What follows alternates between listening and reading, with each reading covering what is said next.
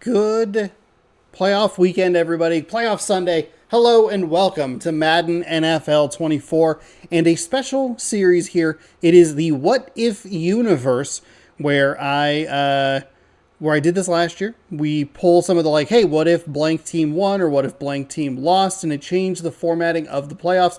How would that have affected the playoffs? I did this last year, ended up doing a bunch of episodes because I didn't think it all the way through. But hey, that's what a season one's for. It's for figuring that sort of thing out. As the playoffs were kind of taking shape, I saw, how many teams were still in it. Pardon me. And kind of was starting to take notes of okay, so we're looking at so-and-so. If the Buccaneers win, then that'll eliminate this team or that team or whatever. So I started taking notes, and I thought, you know what I'm going to do is I'm going to go out, I'm going to buy this game, I'm going to purchase this game for a crispy $35 or $30 or whatever it was. And I'm going to go ahead and I'm going to do this series again. Went back, looked at some of my old footage from last season or last year. Apparently I played this on Xbox, which if this all lined up the way I think it did, Madden is currently in free-to-play days right now on the Xbox. So I must have done the first couple episodes in that and then went and bought the PS5 version on disc because I still only run on a Series S versus the PlayStation 5, which I have the disc version of, and did it that way. This time I just cut out the Xbox completely and was we're just going to do this on PlayStation 5 because that was where the game was on sale when I bought it. So if you don't know, this is What If. This is youtube.com/Seannosaurus. Every day I post new videos. Be sure to scroll down, subscribe, ring the bell. You'll be notified when I post new videos. And here in the What If universe, we're going to take a look at a couple of things and tweak some results in the real world and see how that would have influenced the influenced the way that the playoffs go. So I put my notebook on the floor. Hold on. Hang on a second. We have 4 games for you. I have decreased the time. I went in. I got fresh settings for it. I have decreased the time of the quarters because when I did 10-minute quarters for all the games, the video was nearly 5 hours long.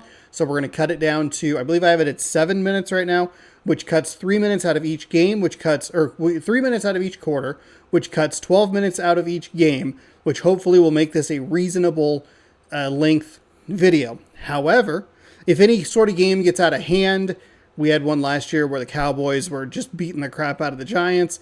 I will not be afraid to super sim it to the end if it's not interesting. If the result is different than the real world, we will continue with a divisional round situation next week. If for some reason we get it to where basically every result would have happened either way, for example, let's say the Philadelphia Eagles knock out the 4 seed in real life. The Philadelphia Eagles knock out the 4 seed here in this one. Obviously, nothing mattered. The Eagles are going to win anyway, so we'll just continue on with whatever. And in the unlikely event that everything goes the correct way, aka if we somehow manage to match the real world results, then this series will be over and we'll do something else. But I don't think that will happen.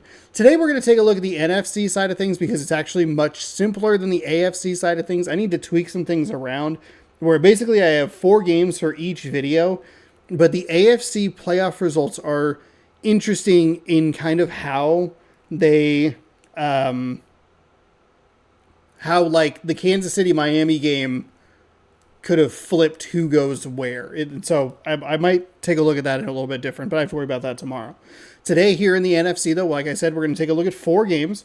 We are going to take a look at what would happen if the Seahawks were the 7th seed. The Seahawks beat the Cardinals, which is what they needed to do, but they needed the Packers to lose. The Packers did not lose because they beat the stupid Bears, who for some reason are rated higher in this game at an 82. You can't see it, but the Packers are rated 79 overall.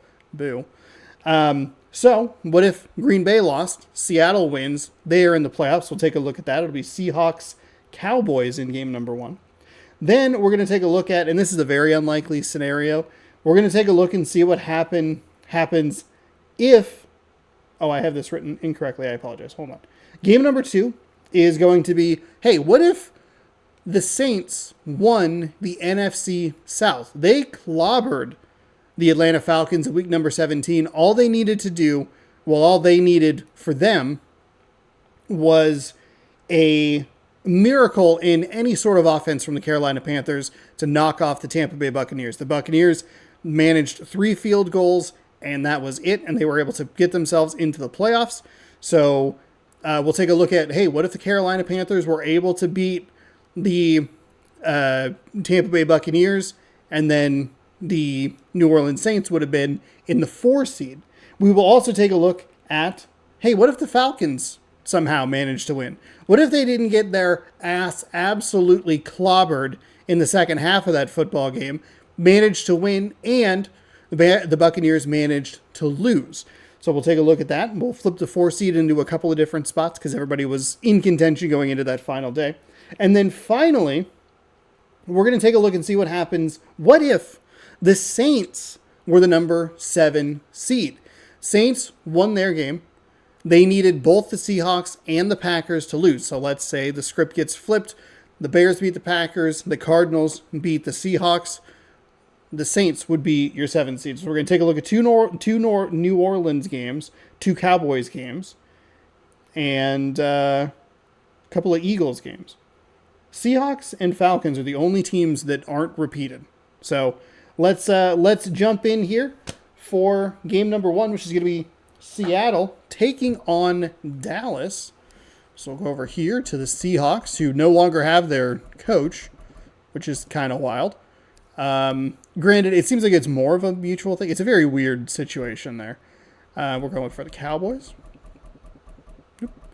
There they are. Obviously not playing. We're going to just watch. If you want more football content, I'll be doing this again tomorrow for the AFC side of things. And then on simulation, exhibition, quick presentation, Super Bowl. Okay. Exhibition, play clock remaining. Oh, I believe this is, hold on. What am I looking at? What time this is?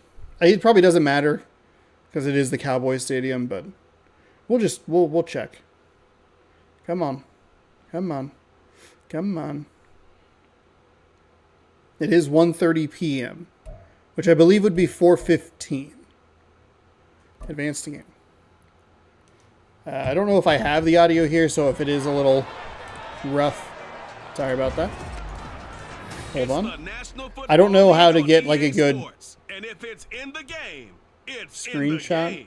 It's the We do that, Seattle maybe? Seahawks and the Dallas Cowboys, and it comes your way next. I just feel like it's hard to get a. Between Fort Worth and Dallas, Texas, and Arlington at the luxurious AT&T Stadium. Any sort of. Today we've got an intriguing NFC matchup lined up here, as it'll be the Seattle Seahawks taking on the Dallas Cowboys. We'll just go with that. It's not great, but whatever. Alongside All right, there's Pete Carroll, no longer Pete coaching for the Seahawks.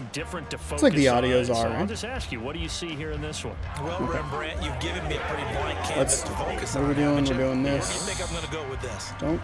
Secondary. Cancel. Oh, God. I don't need the settings. Please. Let me save. I got to make a new folder. Oh, I didn't prep enough for this. Well, let's go here. Folder. Madden 24. What if? And then we'll go WC.1. Okay. As we get ready for kickoff here, it's a great time to remind you to scroll down, subscribe, ring the bell. You'll get notified when I post new videos. I'll be doing this tomorrow. Like I was trying to say, I need to put my controller on a power source. And I'll be doing random rosters on Tuesday. So we'll have quite a bit of football content on the channel. We'll go through the rest of the playoffs, provided that we need to. And then, if necessary, we will do a like a what if Super Bowl prediction, and then we will just do a traditional Super Bowl prediction as well. I knocked over my Mountain Dew. My life is ruined.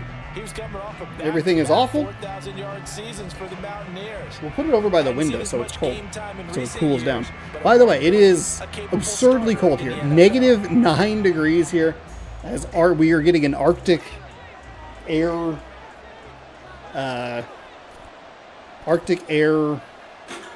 blast in the Pacific Northwest. So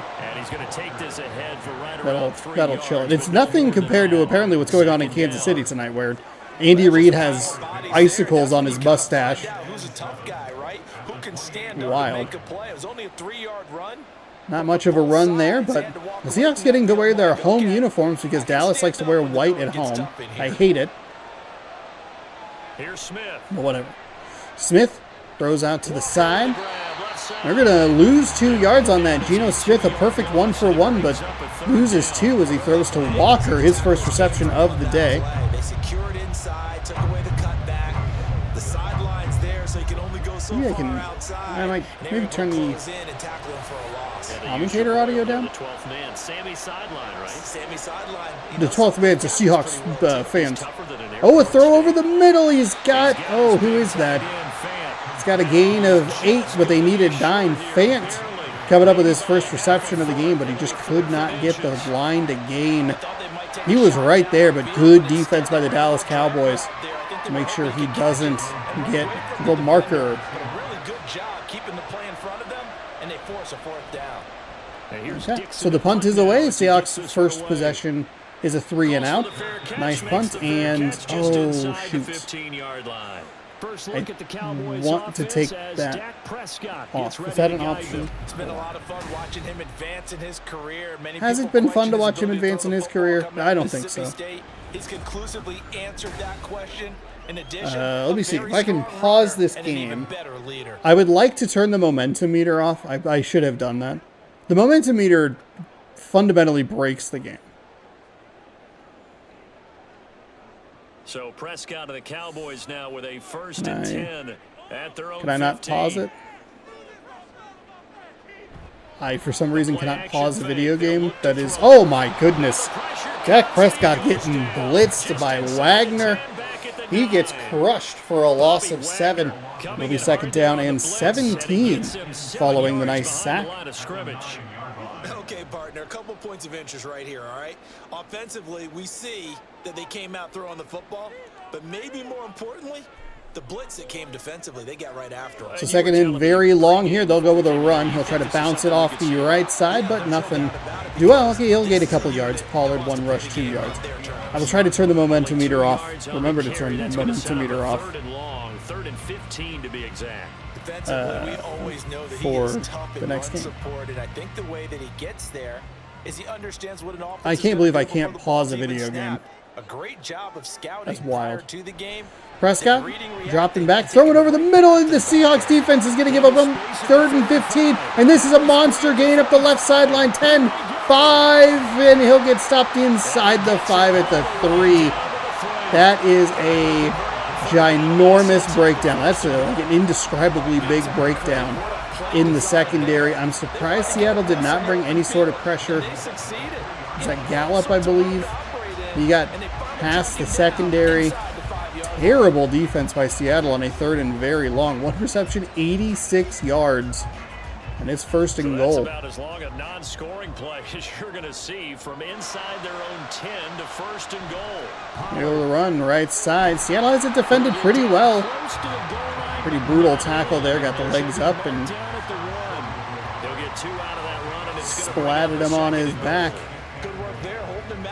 I also have the play clock set to 15 seconds instead of what I believe was 20 last season. So that should help the pace of play as well.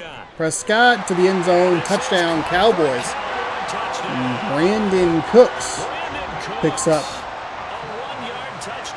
his first reception of the game, and the first score of the game goes to the Dallas Cowboys after an 86-yard monster pass. And you've got to see a fist pump on the sideline from the head coach, don't you? Because he's turned into his bench, and he's telling his team, This is how we prepare. Force the punt, go downfield and score. I told you guys, it's just like a boxer in the gym preparing for the fight. Now we get to turn it all loose. So we'll see what Geno Smith and Pete Carroll draw up here for their second drive of the game. They would have had the first down if they didn't throw it to the sideline and lose 2 yards. So after the touchdown, Aubrey now to kick this one away. So he'll kick it into the end zone, and another knee is taken. They'll bring it out to the 25. And here comes Geno Smith. Seattle's offense coming back onto the field, ready for their second drive. And the last drive, the first drive for them, not very good. 3 and out. What do they go to here? Well, you don't look down at your play sheet and say, this is what the problem is. Let's find out who my playmakers are. Why can't I pause this? That is wild. I'm like bashing the pause button, hoping that I can get in there. Exactly. It's not working. Here you go with a handoff. Not a bad run. Another 3-yard run for Kenneth Walker III. That was how they started the last drive. They then threw for -2 yards, then threw for 8 yards. But 3 minus 2 plus 8 Here's 2nd and 7 is only 9. From the 28. From the gun, here's Smith. Quick drop for Smith. Throws to the outside. It's a diving catch, and that's an incomplete pass. Couldn't get the feet down. As we take a look at Pete Carroll. Not really much of an effort there for the toe tap. It was all out on the reception. We don't even get a replay on it. Following the incompletion on 2nd down. Throwing is Smith. Smith over the middle, and it's a misfire. Geno Smith 2 for 4 for 6 yards on the first play. Tells you they want to come out and start fast. That's not unusual at all. But this group, they've yet to get much rolling through their first 2 drives. It looks like they have to give up the football again after this one. Do I need to turn this off? Do I need to restart this game and turn this off?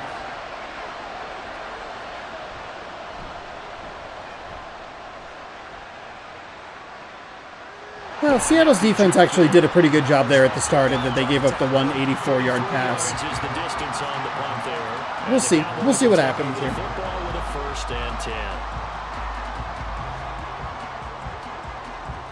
I hate the momentum meter. I think it's awful. I forgot it was there. I guess I could look up and see. I wish that wasn't so long. Position for them as they come up 1st and 10 at the 39-yard line. So 1st and 10. Here's short of the 40. Prescott throws over the middle. He has another wide open receiver. I believe that's C.D. Lamb. He's 3 for 3 for 109 yards and a touchdown. Dak Prescott and 106 yards total. And you turn low off in Madden 24. Turn the option off. Momentum only within a franchise. So again from the 39, this time from the other side of the field. Here's 1st and 10. Franchise seems to be Prescott now. Madden 24 mercifully lets. He's got his man. It's Gallup. Prescott's 4 for 4. Another massive gain up the near sideline. 6 big yards on that one. It's another 1st down. Well, as a coach, you absolutely love seeing your offense find their rhythm early. And that's exactly what we've seen so far. They had a touchdown on their opening drive. Momentum. And now they connect here for another nice gain for a 1st down. This offense is moving the ball well. Exactly that wasn't as helpful. Drew it up in practice. Prescott over to the right side. He finally misses a throw. Maybe not the play to be. Was it even like an earned incompletion? It was just a bad throw. He's like, hell yeah, I did that. Sir, please. Oh, look, the AT&T logo. I thought the stadium was called Jerry's World. To the air again. Prescott over the middle. Finds a receiver. He'll get tackled at the 10. Seattle brought pressure on the very first play of the game for the Dallas Cowboys, and they managed to bring up a 7-yard loss with a sack. They haven't been pressuring him since, and Dak Prescott's been just picking apart this defense. You have to bring more pressure here if they hope to move the chains. Two receivers out there for the Dallas Cowboys. Prescott drops back, clean pocket yet again to the corner of the end zone. It's caught, and another Dallas Cowboys touchdown. Two catches, 2 touchdowns here so far. Gross. And the Cowboys are off to a 13-0 first quarter lead. Well, this has been a flawless start for them. They score, they get the stop, and they score again, Charles. Now, the Seahawks haven't been the best team in the league, but I don't think they're this bad. Got the ball back for them. They score again. That's the way you win ball games. Kick is up. Kick is good. We have a 14-0 game here in the first quarter. 14-0.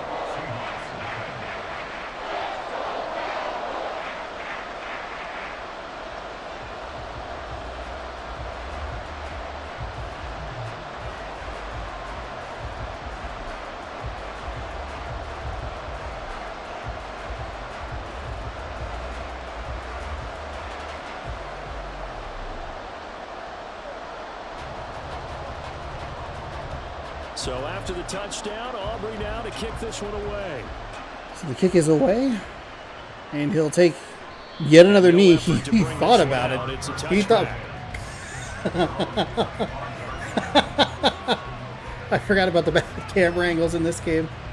That's hilarious.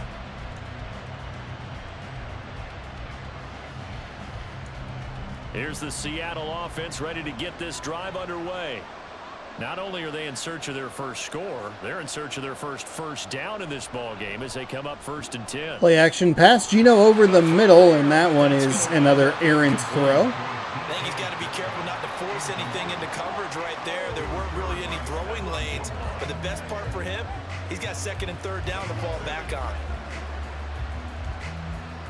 An incomplete pass. 10 seconds to go here in quarter number 1. Throwing now is Gino. Gino throws, finds a receiver, and that is a first down for the Seahawks. That'll take us to the end of the first quarter. Tyler Lockett. Fun to watch when he's not ripping your favorite team's heart out.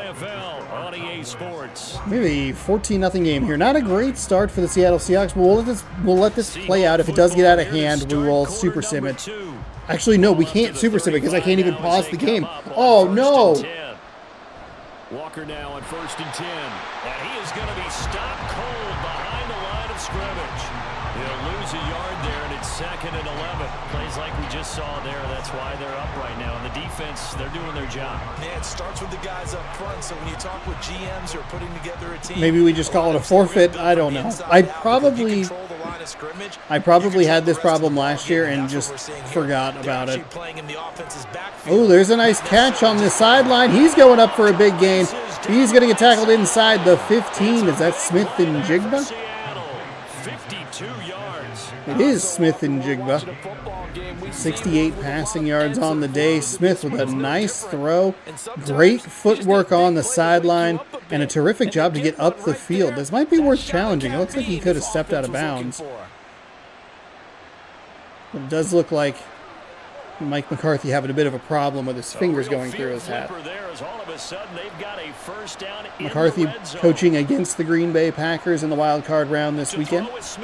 Smith to the end, or to the left side, near sideline. They'll find another reception for Tyler Lockett. 2 receptions, 23 yards. This is the kind of drive you need if you're the Seahawks. Get back in this game. 1st and goal from the 1. But they're going to be set up in great shape with 1st and goal.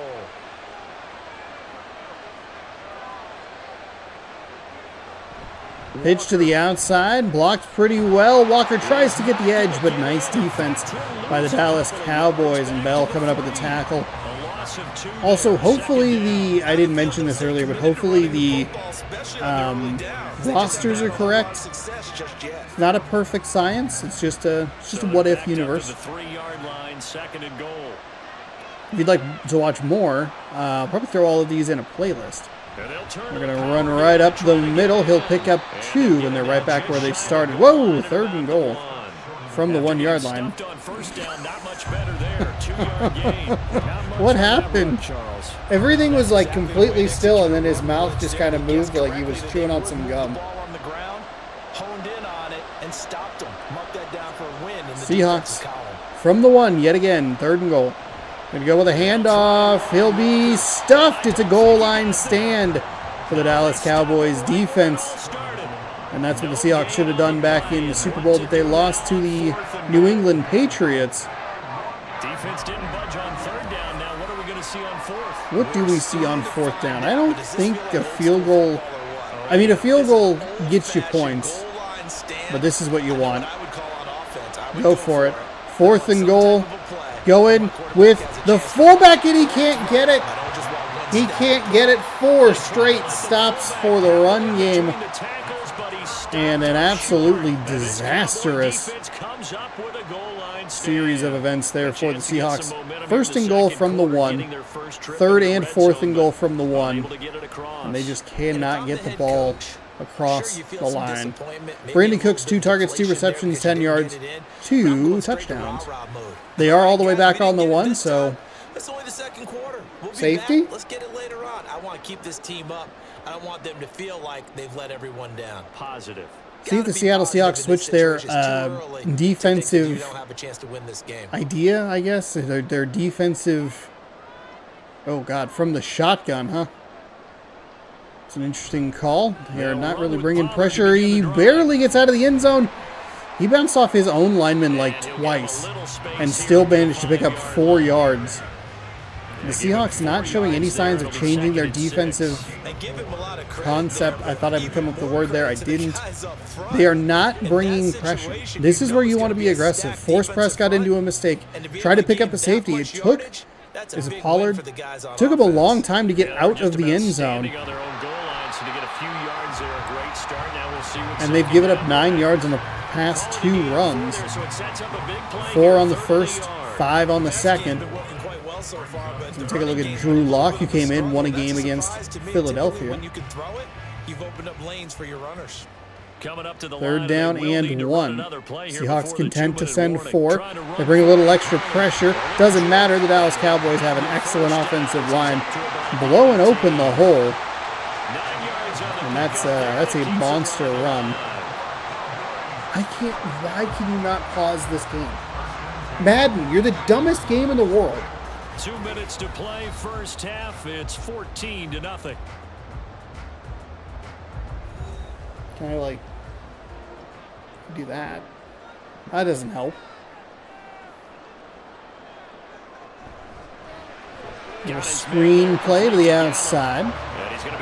One goes for no gain. Camera angles look really weird there. Where it's like obviously supposed to be a depth thing. You want Prescott in the background in focus, the foreground players out of focus.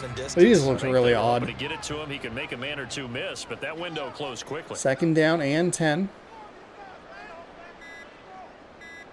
All the way down to 2. They still only bring 4. Big play. Prescott overthrows his man.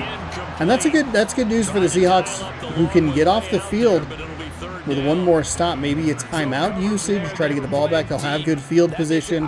Try to get some points before half.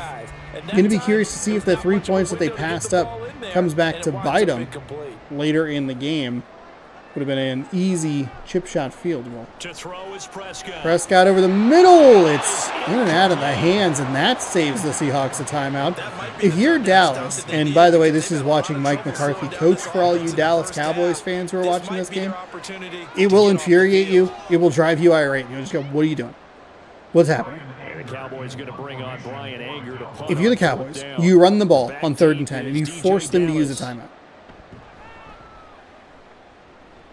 Monster punt all the way back to the 25. He'll return it up to the 39-yard line.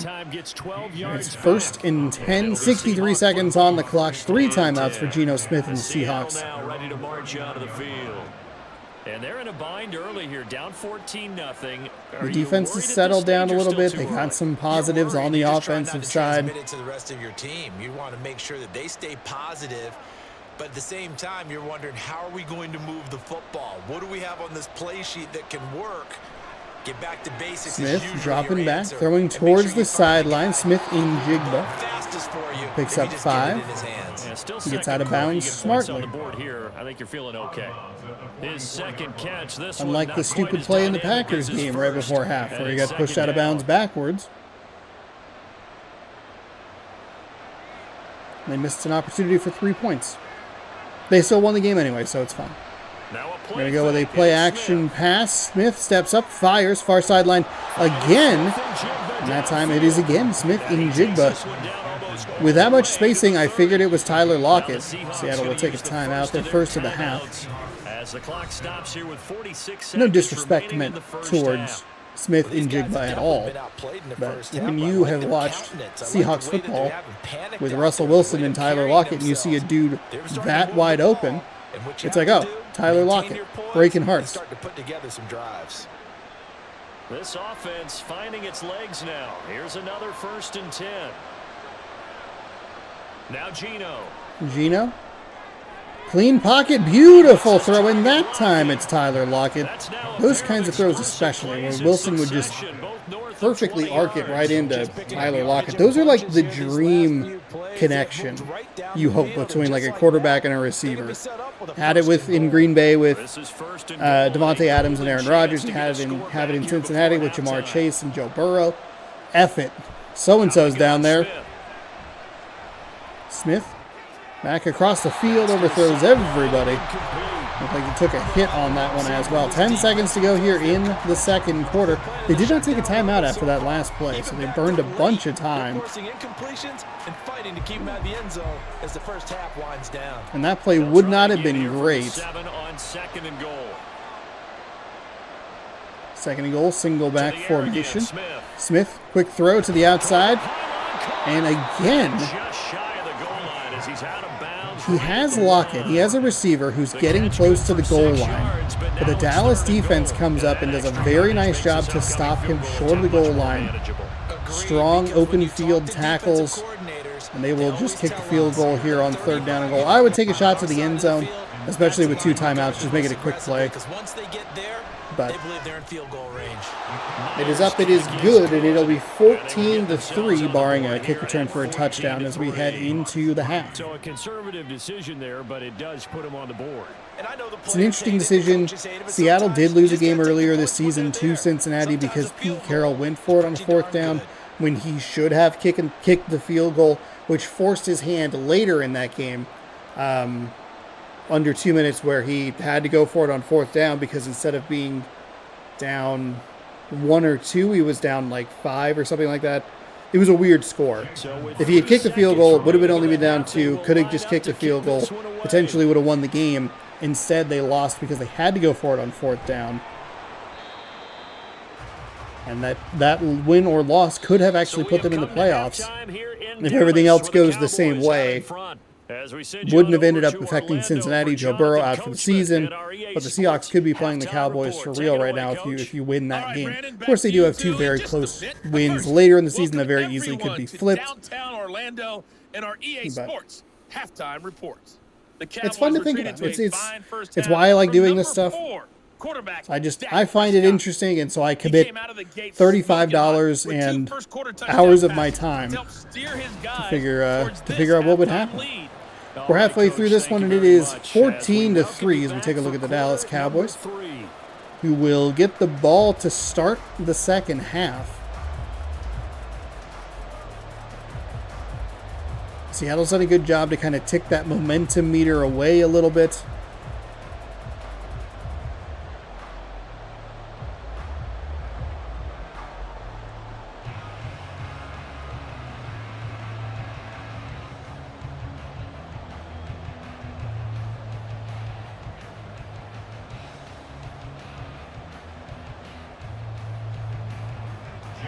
Here we go. The kick is away, and the Dallas Cowboys kicker has been able to get it deep into the end zone.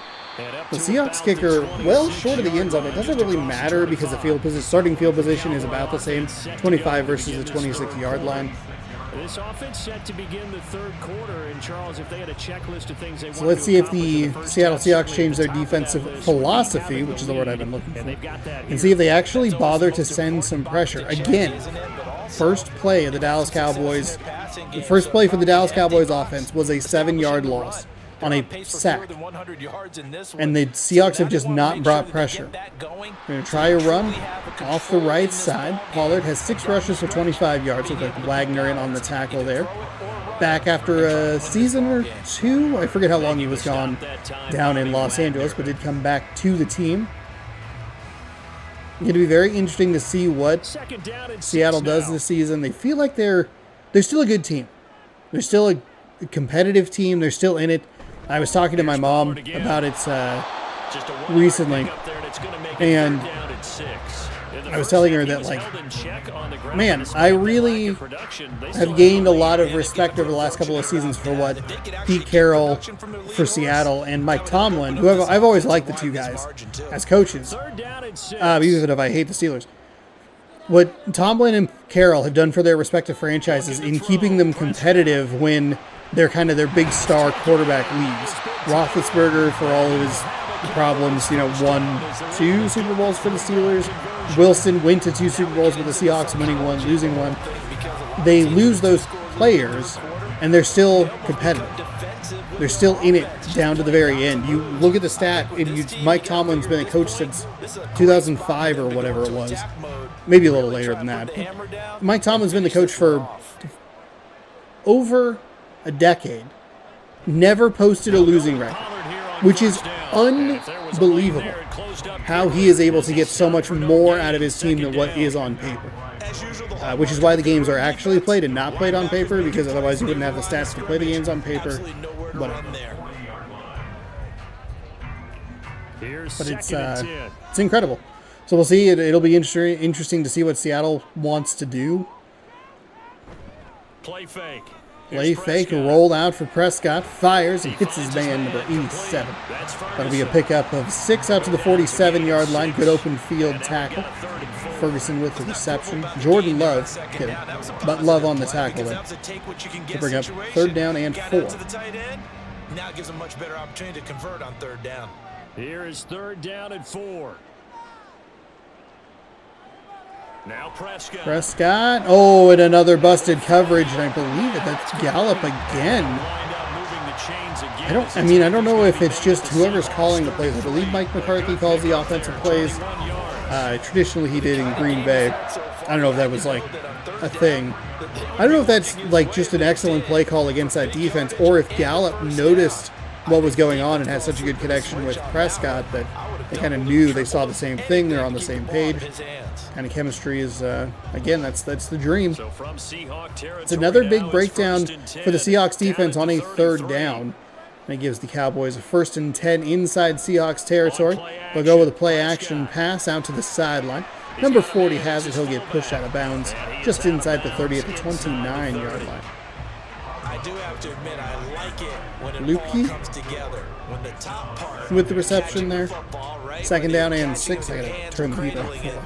Comes together with the legs, in this case the feet, doing a little toe tap to stay in bounds and complete the catch. And a great job by our crew on the camera shot. Love when you see the grass. Prescott drops back, throws to the corner. It's incomplete. Nobody was going to get that ball. Even though it's negative 9 outside. It's a little toasty in here with the window, though, with the door closed. He has percentage completion-wise way up. Not that time. They got to get to the 23 here on 3rd. From the shotgun, it's Prescott. Ooh, all kinds of time, but it does collapse eventually. And number 52 comes through. Taylor picks up the sack, forces a 4th down and 9. We should see a field goal here from the Dallas Cowboys.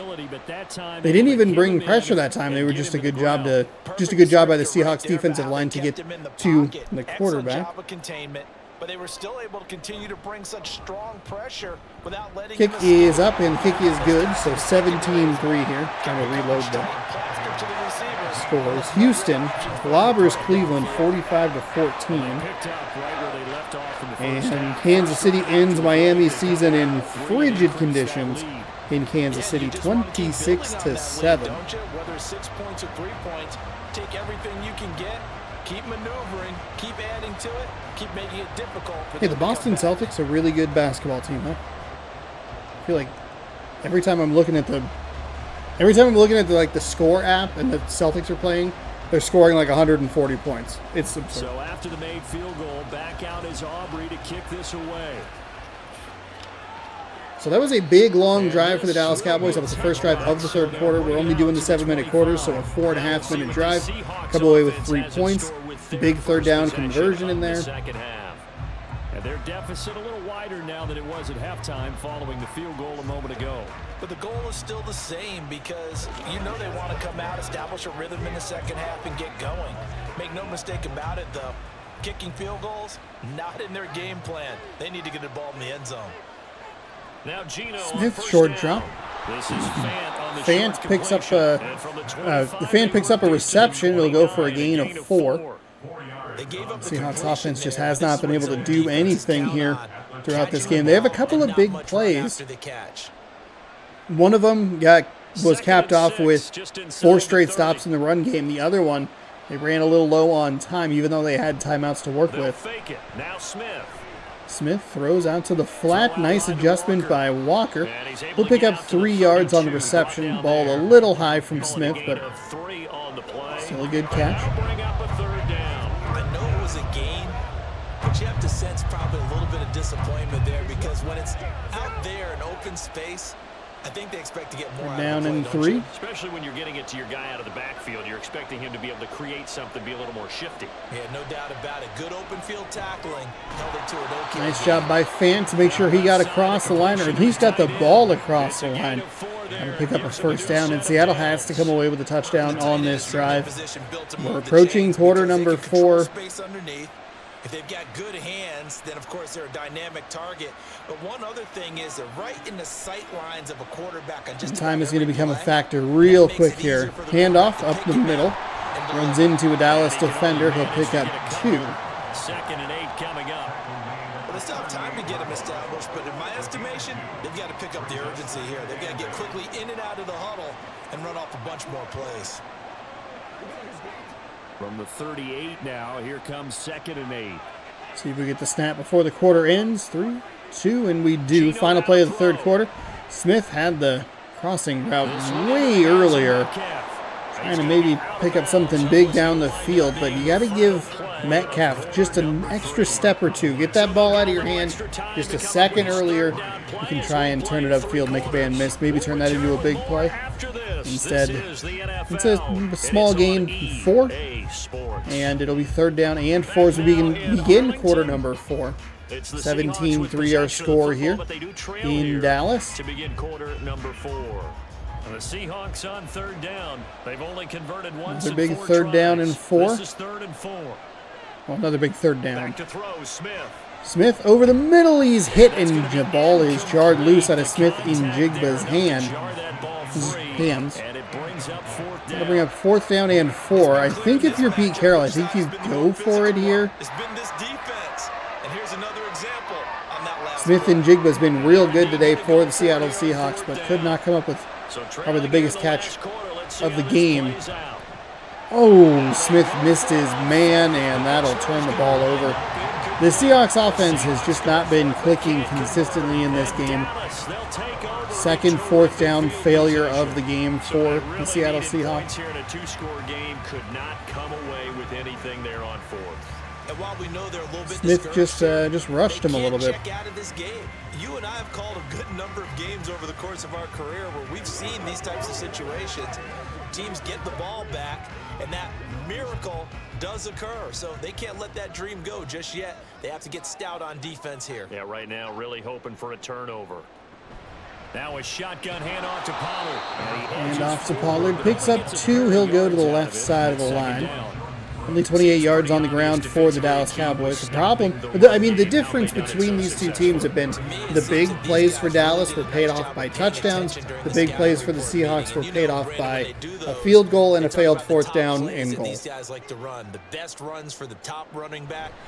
Go with a run again. What a 53-yard field goal, 54-yard field goal.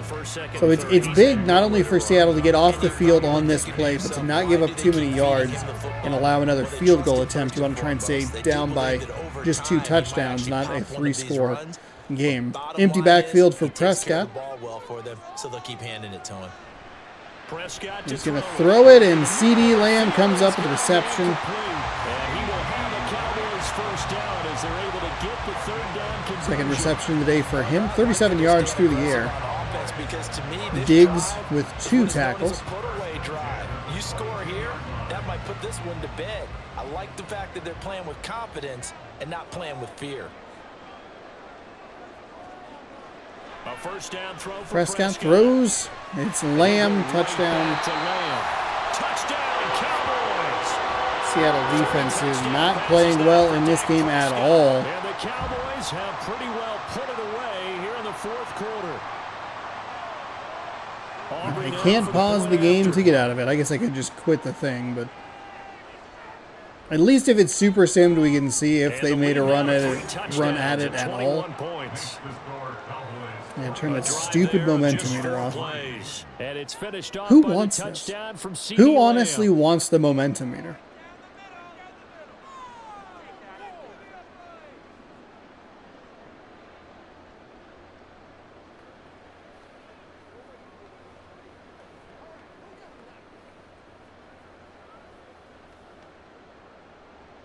So after the touchdown, Aubrey now to kick this one away. So the kick is away.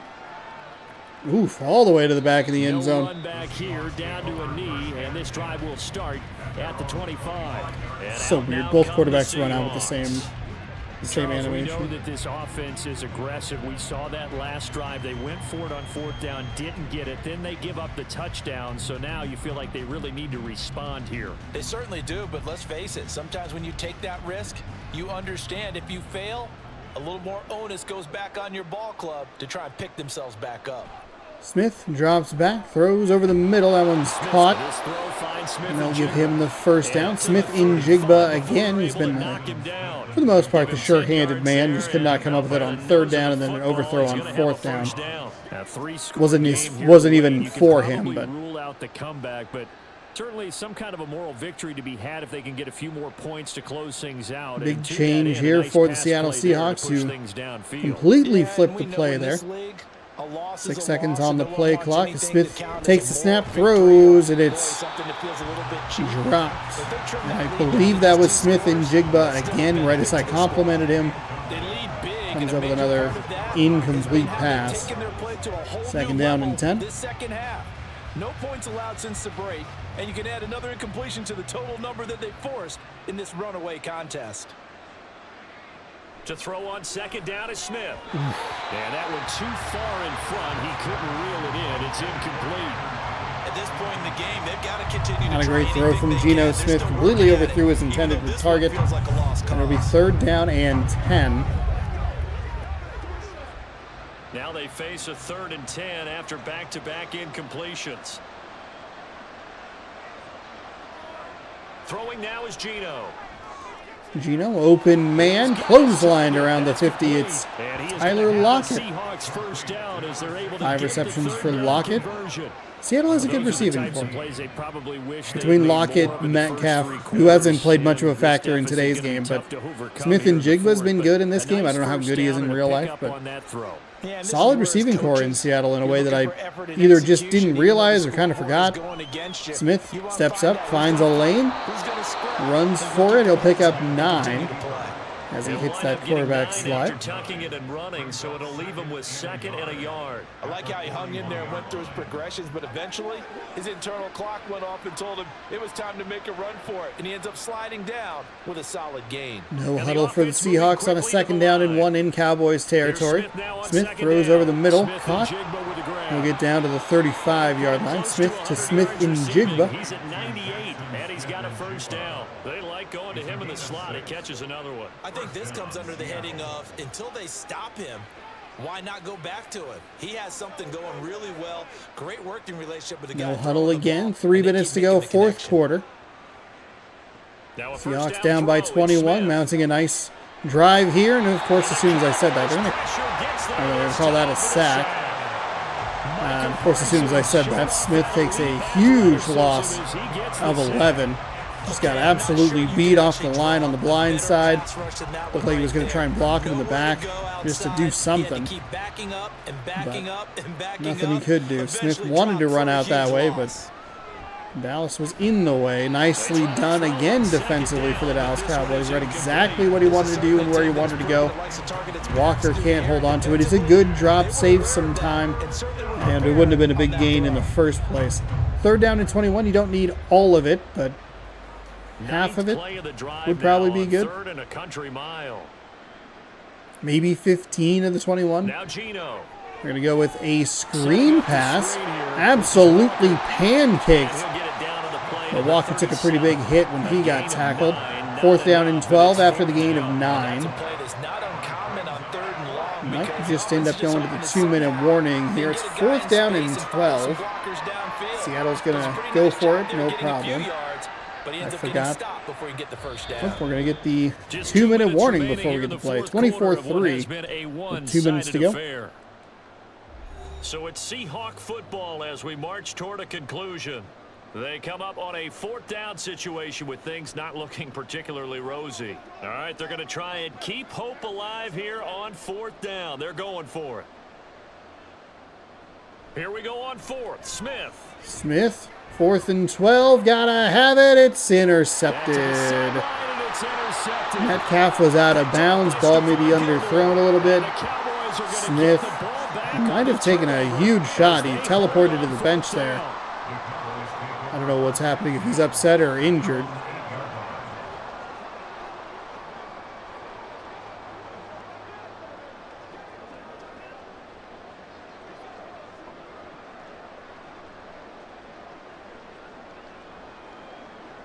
About set for this next drive by the Cowboys offense. Now they are really in the driver's seat here, enjoying this lead late in the 4th quarter. The defense does have all 3 timeouts, but at this point, doesn't look like it's going to matter much. One of those tackles where it looked like he was more of a wrestling slam.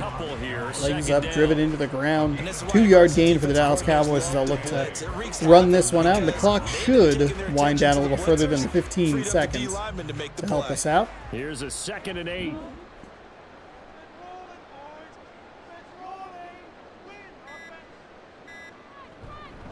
Gonna run again with a handoff and he'll take this one off that left side.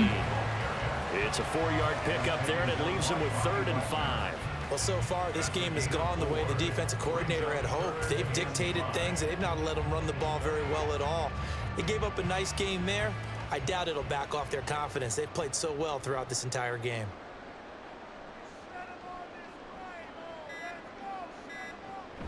On 3rd down, and with a big handoff there, and that will do it as if the game wasn't already over. 24-3 going to be the final here.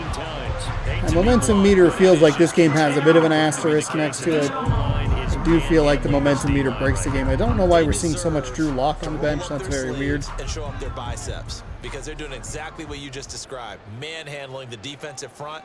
They've got the leverage. All right. They're powering through, and they're controlling. The Seahawks would have fallen as the 7 seed. Not a great game. Dallas did a good job to convert touchdowns on big plays. Seattle's defense did a pretty good job, I thought, kind of settling down a little bit. But their offense just couldn't ever get into a rhythm. I think I like the call on 4th and goal from the 1 to try and go for it. Maybe a play action pass. I don't know if you want to just run it every single time. Just try and figure out a different way to get it in. But that's a great way to close them out. Wouldn't have mattered all that much as they fall by 3 touchdowns and 0 for 3 on 4th down. I don't know why that glitched like that. But we'll go ahead and do a custom game. We're going to move on to game number 2. Hold on. Gotta pick up my notebook. I forgot that I don't remember. I forgot that I forgot. Okay, so the second one is going to be, what if the Saints managed to win the NFC South? If they were to have won the NFC South, they would have been the home team.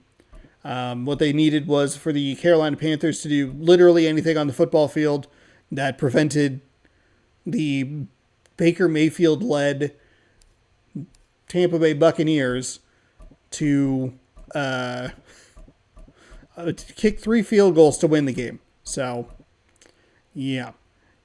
So, A.J. Brown is injured. This might not be the most accurate game, but if the Saints won their game, if they were able to, or if the Panthers beat the Bucks, Saints would have been your NFC South champions, which would have given them a home field game against a not very good, reeling Philadelphia Eagles team. It was interesting listening to some of the commentary as we'll jump into to this game. It was interesting listening to some of the commentary where the people talking about this is like a get right game for both teams involved. Like neither of the Buccaneers nor the Eagles playing all that great.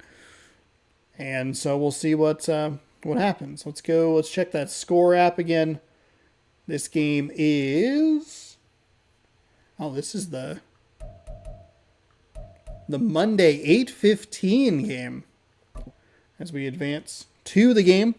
Interestingly, the Buffalo Bills Pittsburgh Steelers game got It's the NFL on EA Sports, and the question is, got postponed due to weather. Football? It's the Philadelphia Eagles and the New Orleans Saints. Next, We'll go to the Caesars on Superdome. Madden NFL 24. We are down on the bayou as you get a look inside the Superdome here in New Orleans. Tonight, we've got a good NFC matchup in store, as it'll be the Philadelphia Eagles taking on the New Orleans Saints.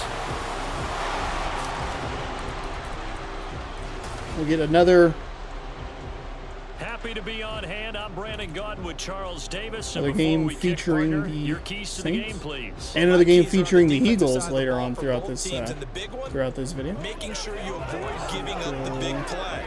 These safeties are going to get tested all game long. Their job, keep the ball in front of them, tackle people, make them run extra plays in order to try and score. It does look like this. It's going to be really good that I took approximately, I took 12 minutes of game time out, which I'm not exactly sure what that would amount to in like real time, but it's going to be a long video, but it's a good one. It's a good one.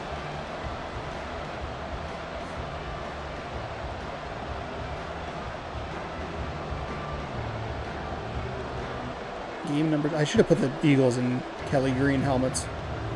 Yeah, that green's not bad.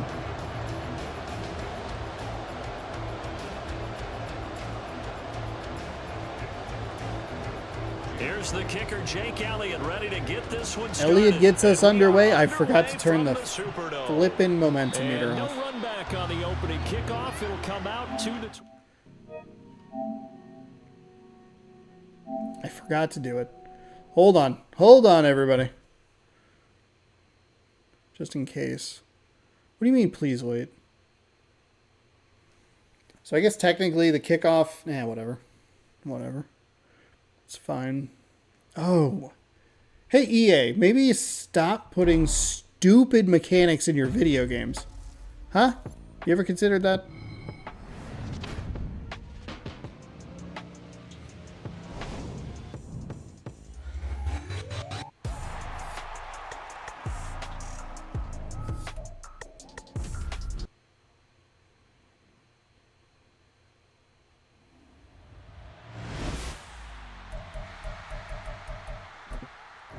Settings.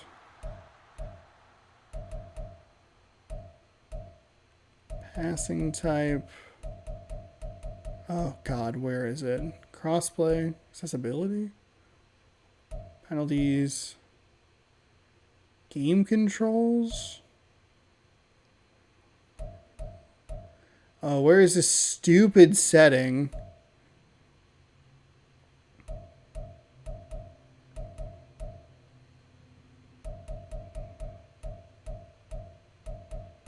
Menu narration option. No, thank is you. set No, to thank off. you. No, thank you. Quick chat, dynamic camera effects, volume control, game controls. Oh my God. I don't know if I can turn this off. I really don't know. I looked at some stuff and I just cannot find it. I hate this game. Like, why am I doing this? Why am I wasting my time with this?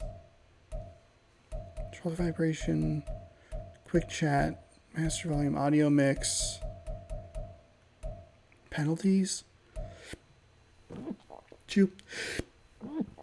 CPU skill, visual feedback, game controls, lead, commentary, stadium speakers, dynamic play call, previous play information, on-field visual feedback,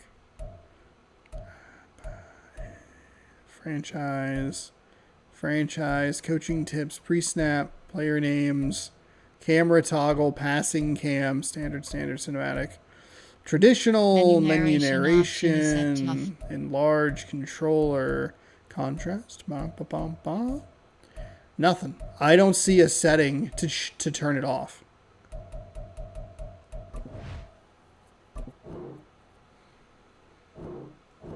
Okay, well, I guess you can't turn this off. What are you doing? What are you doing, Madden? What are you doing? Welcome back, everyone, to the Superdome, just west of the French Quarter in New Orleans. We're in the first quarter of play, and it's the Saints in control of the football. Just let me turn off your stupid meter. It's so dumb. And let me pause a game that I'm not controlling. What is happening?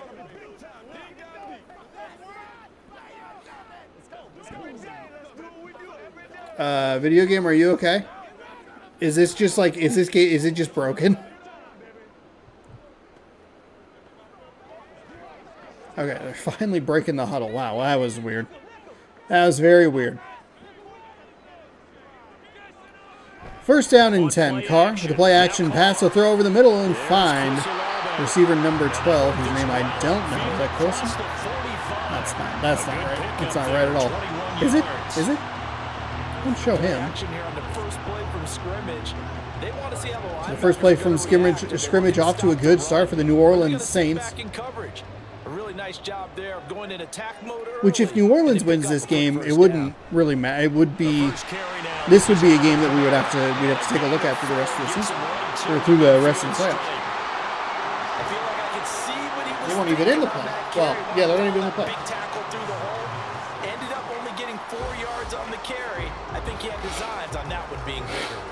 Ball right on the 50-yard line. Here's the second down and 6. Here's Kamara off the draw. Kamara with a big run. It's a 5-yard gain, but they'll still be a yard short here with third down now looming. A quick burst there, and he nicely bit off a pretty decent gain.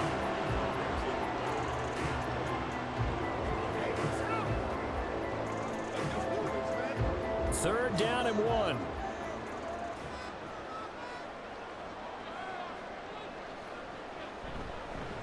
So the Saints off to a good start here. Third down and 1, and the conversion is made. Oh. Olivier, that's what it is. That's what it is. Solid opening drive so far, Charles. They moved this football is it Olivier? Range, but you know that they want to cap this off with 6 and not 3. I've said things with so much confidence already in this video or in this game, and it just doesn't matter. And finish it with uppercuts. Well, here are the body Kamara, he's going to get the ball handed off to him. Kamara has 3 rushes for 13 yards. He picks up 4 on that one, and it's first and 10 from the 36-yard line. That was a quality play to start a new set of downs. That was simply an offensive This Eagles line winning the defense battle up front giving and up winning big in a chunks big already. way and giving their guy in the backfield a nice lane to hit. They'll work from the 36 on 2nd and 6. Carr from the shotgun, shorts drop. That pass is incomplete. Third down and 6 as Blankenship comes up with the big pass breakup right there. And we see yet again that motion. Was fun watching the Saints dismantle the Atlanta Falcons. Too bad the other game wasn't as competitive. Carr throws and finds a receiver. Will get tackled inside the 25 down to the 23-yard line. Slay Jr., Darius Slay. Well, this is where reading defenses and practice time comes into play. You got to know what you're running versus zone versus man and how to run the proper route. And they just executed that one. I'm 100% sure who the receiver was on. As we hit the midway point of this first quarter. Tight formation here for the Saints. On a first down, they'll hand to Kamara. Kamara with a big hole off the right side. He'll pick up 6. It's a good job. It looked like it was going to be a much bigger game, but a great job by the Philadelphia defense to collapse in on the run there and make sure that they only pick up 6 yards instead of a whole lot more. This 2nd and 4. Now Carr from the shotgun. Throws, and he is in for a touchdown. Juwan Johnson. That was a beautiful throw and catch there. And the Saints march right down the field. And pick up a touchdown on their opening drive. The quarterback's numbered 4. Playing well so far. I believe that was Slay on the reception there. Or on the defense. 4-minute drive for the Saints results in 7. They've got to go in there and shake things up. Kick is up, and the kick is good. So momentum meter on the entire time. I have to look at my own YouTube channel.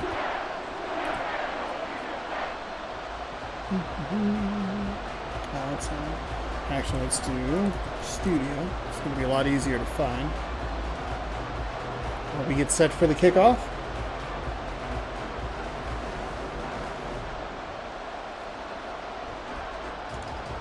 Content. Madden. 72 Madden videos on my channel. Hot dang. Where is... And he'll get it up past the 20 to about the 22. And out now come the Eagles.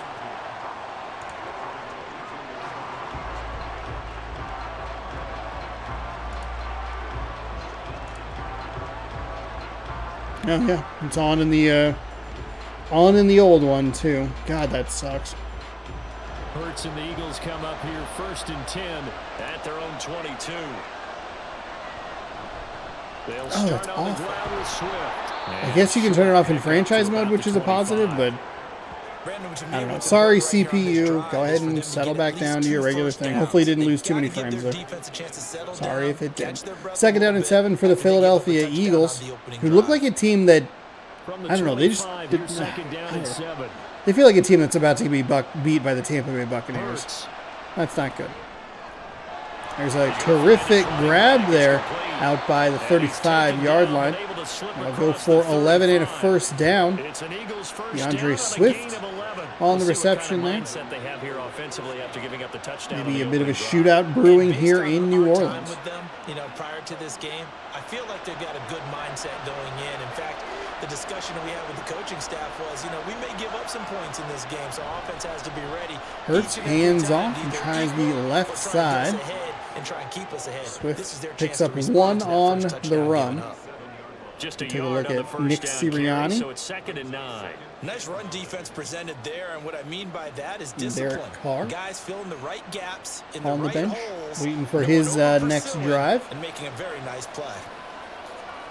2nd down. Here's Hurts. It's caught. Throw over the middle. 6-yard gain. Goes for about 6, and it'll be 3rd down and 3. I think defensively you're okay with that. Devonta Smith on the reception. Catches, but they rallied to him quickly. And that's what you count on, and I like what you just said. First quarter, can you do it all game long? They catch it, you tackle them, they go down on the spot. Because when you're able to do that, and you don't give up big chunks of yardage after the catch. Hurts fires into double coverage, but the route was better than the defense was, and Stoll comes up with a reception.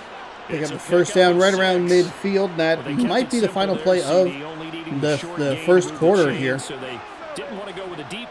Fast-moving, effective first quarter for both teams. And they will not get the snap off. So 7-0. Saints march right down the field, pick up a touchdown, but the Eagles are responding nicely. They like what they're doing early in the game. So far. 1st and 10 when we get back on the field. 2 first downs have them up near midfield now on 1st and 10. Start of the 2nd quarter, and it's the Eagles in possession. Eagles with a handoff. He'll go left side. Massive hole, and it is off to the races. Met by a tackler at the 20. It takes another 3 guys to get him taken down, and that is a massive run down to the 14-yard line. First and 10. 35 yards on the run. The running game for the most part that's powered them down there. Another nice burst there, picking up a first down. Now it's 1st and 10, as you said, in the red zone.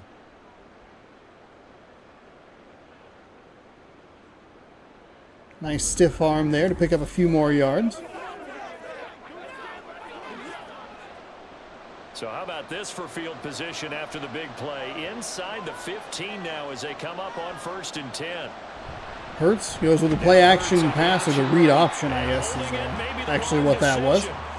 Tries to find some room on the outside, but Vaughn, that doesn't sound like the correct way to pronounce it. B-A-U-N. Vaughn, yeah. I apologize if it's wrong. It's a terrific stop there on Jalen Hurts in the open field. It'll go for a loss of 1.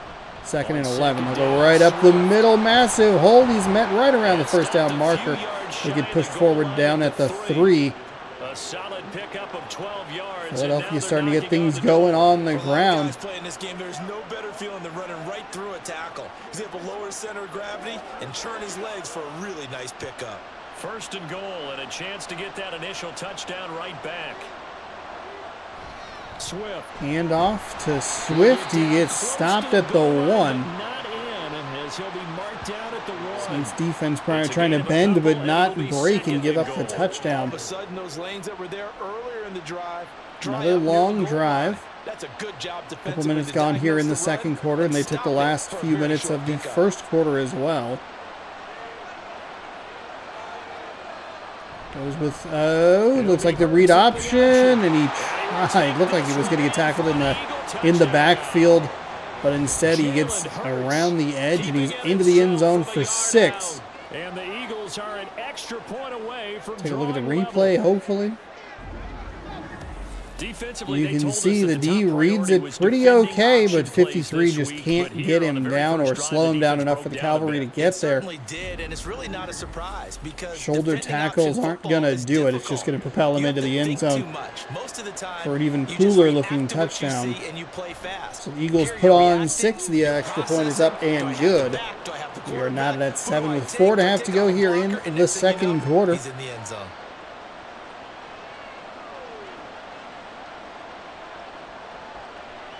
Which defense is going to step up first?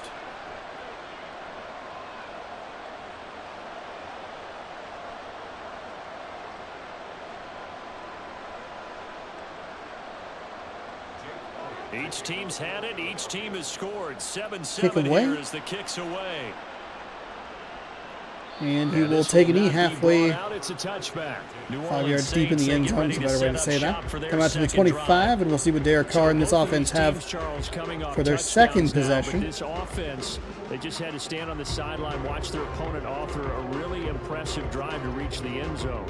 Yeah, and I think you're not telling yourself the truth if you don't think there's some one-upsmanship going on right now, because they just had their touchdown answered by a drive of double-digit plays that also found the end zone.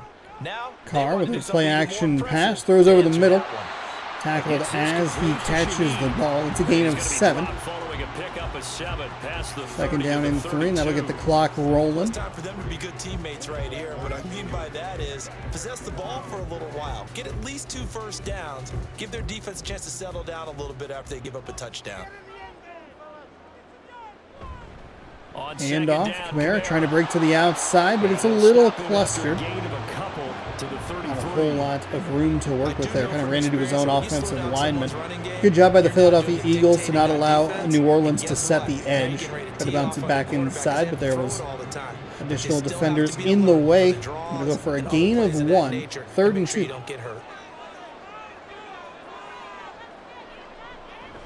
Here's Kamara trying to run for it. Kamara with a big run up the middle. Of course, I looked to make sure I didn't miss a phone call from my mom. Kamara rips off a big one to get a 1st and 10 out by the 43, or out at the 43-yard line. His ability to break tackles, and his feet never stop moving.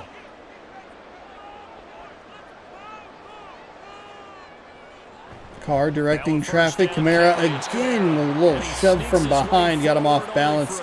Just enough by Reddick there to get the stop for only a gain of 2. Looked like it was going to line up nicely for Kamara again. Offensive line doing really good work up front for New Orleans for the most part. Here's a 2nd and 8.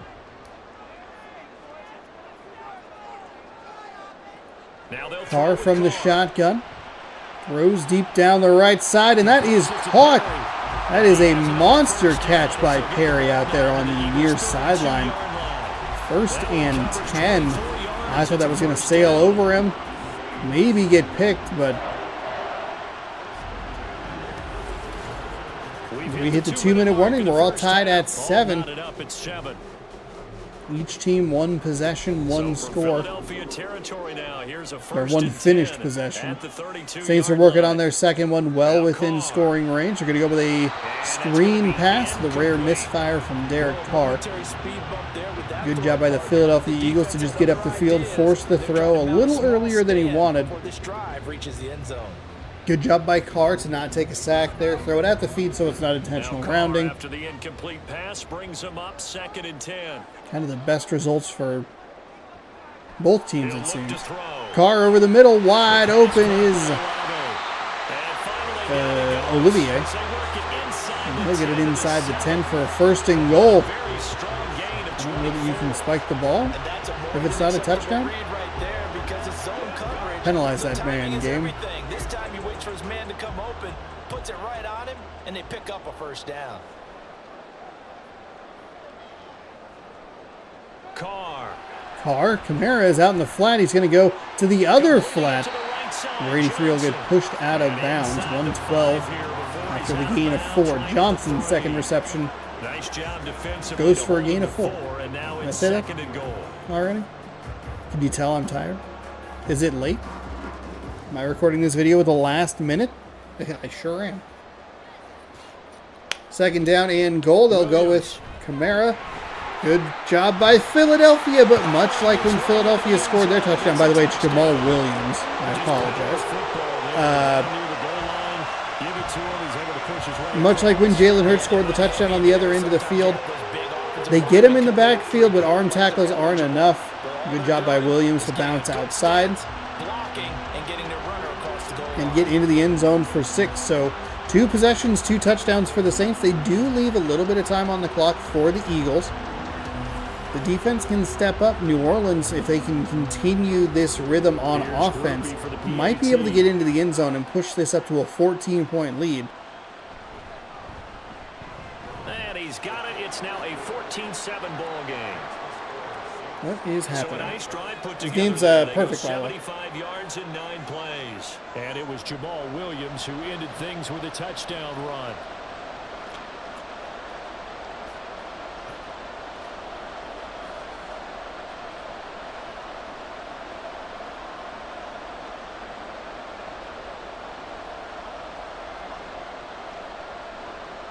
Philadelphia very effective on the ground on their first drive. We'll see if they can get some things going through the passing game. They're going to need to hurry up. Nobody might have a different idea. Ooh, should have taken the knee. 1st and 10 from the 20 instead of 1st and 10 from the 25. I think the more interesting piece there is the clock management issue.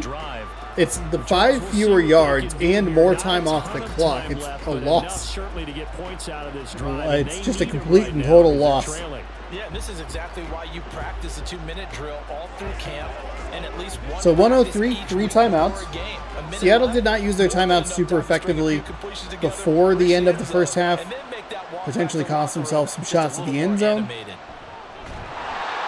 In and out of the hands of A.J. Brown. 2nd down and 10.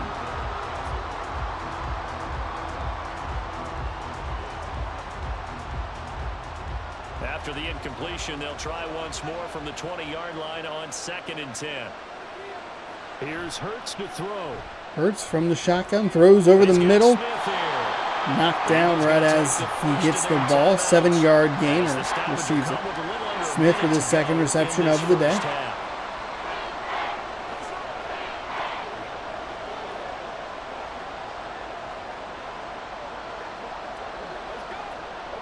timeout taken by Philadelphia. 3rd and 3. 3rd down and 3. Hurts steps, throws. Nice play design there to get an open man. He's pick up a 1st down. Don't have to worry about the big shot. Smith with his 3rd reception of the day. Not a whole lot of hurry up here. No hurry. Like at all. No timeout used. Oh, now they qualify it as no huddle somehow. 2 receivers bottom of your screen. Hurts all day to throw. Fires over the middle. It's caught. He'll be in Saints territory down to the 47-yard line. Timeout taken by Philadelphia with 24 seconds left here in the first half. Smith coming up with a big reception there. Did a good job to get upfield. Make a man miss. Maybe could have gone down a little bit quicker to get the timeout. Save a couple of seconds, but he had the room to work with.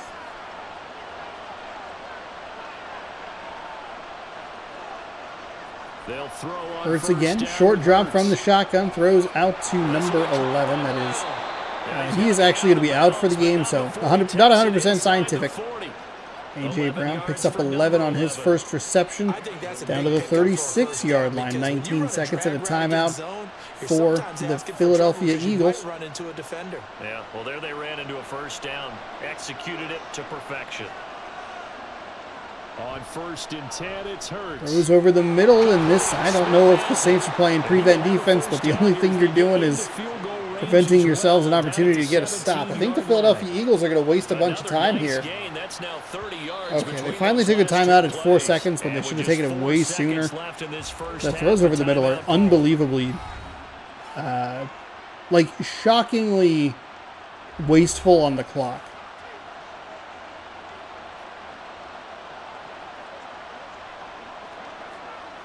Because Philadelphia, much like Seattle, should have had a couple of shots at the end zone, but because it does the celebration stuff afterwards, it's just it doesn't make any sense.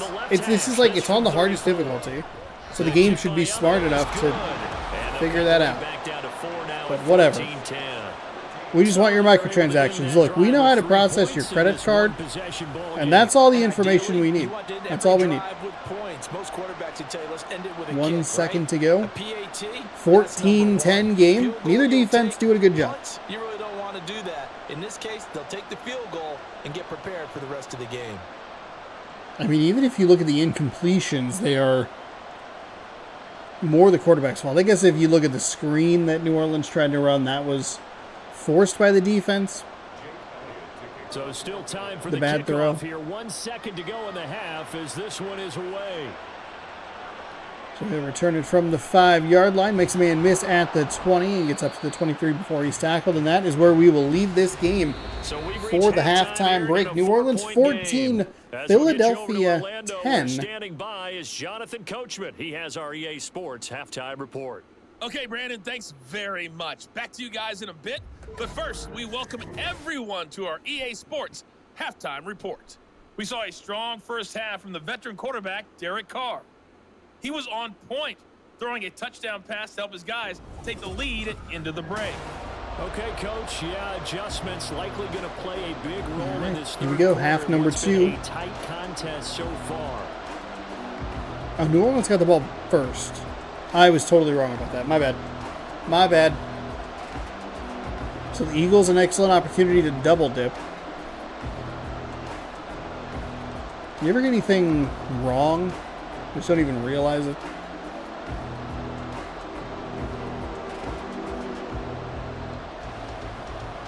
Depending on how the rest of the games go here in this series, they might be just one video. I also think I have it started earlier this season than I did last season, because the last video is like a couple of championship games and a what-if Super Bowl. Big tackle there, and Scott again runs it out. He's short of where he would have gotten if he would have just fair caught it or taken a knee. But Charles, we saw a pretty entertaining first half, close ball game. Remember there toward the end of the second quarter, the opposition scored to take the lead. We'll see. Maybe it's one video per week, maybe it's 2. We'll have to see how many games we have. If this result were to hold, we would follow the Eagle or the Saints path through the playoffs. Should they win. Now have a second chance a little bit later. We're going to go back-to-back Eagles games on the road. The Eagles will be facing the Atlanta Falcons in the next round, or in the next game, and then we'll wrap it up with Saints and Cowboys. Second down and 10. Throwing from the gun, it's Hurts. Hurts to the outside, finds a man in the flat. That'll pick up 5. Sets up third down and manageable. Goddard with a nice reception. Taylor on the tackle. Got out to the tight end. Now it gives a much better opportunity to convert on third down. We'll need 5 on this play to move the sticks. Throwing is Hurts. Hurts throws, and it's over the middle. Saints brought pressure, but it was an excellent play called by the Philadelphia Eagles. Quick receiver over the middle in the vacated space, and that is an easy pitch and catch. Just no one there. No one there. Closest guy is like a middle linebacker. He's not going to get to that ball. Instead, it's a big gain up to the 46-yard line and a huge conversion on third down. Need one of these defenses to step up, make a play, do something. From the gun, here's Swift. Instead, it's going to be yet another big run off the outside. It's only a gain of 4. It looked like it was going to be a lot bigger because he made that first guy miss. Second guy with a nice job to staying on schedule. 3 to 4 yards on first down. Come up with the tackle. Very well for the rest of the drive. Now a 2nd and 6.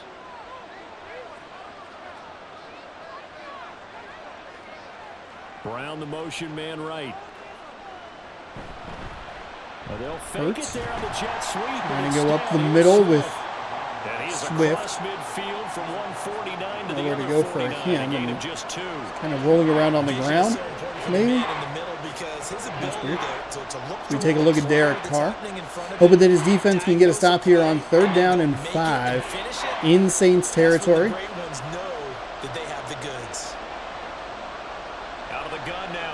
Another quick throw and very smart play call there by the Philadelphia Eagles. Again, using that aggression of the New Orleans Saints against them. It's a quick drop. The throw is out immediately. The receiver has enough space. A nice catch.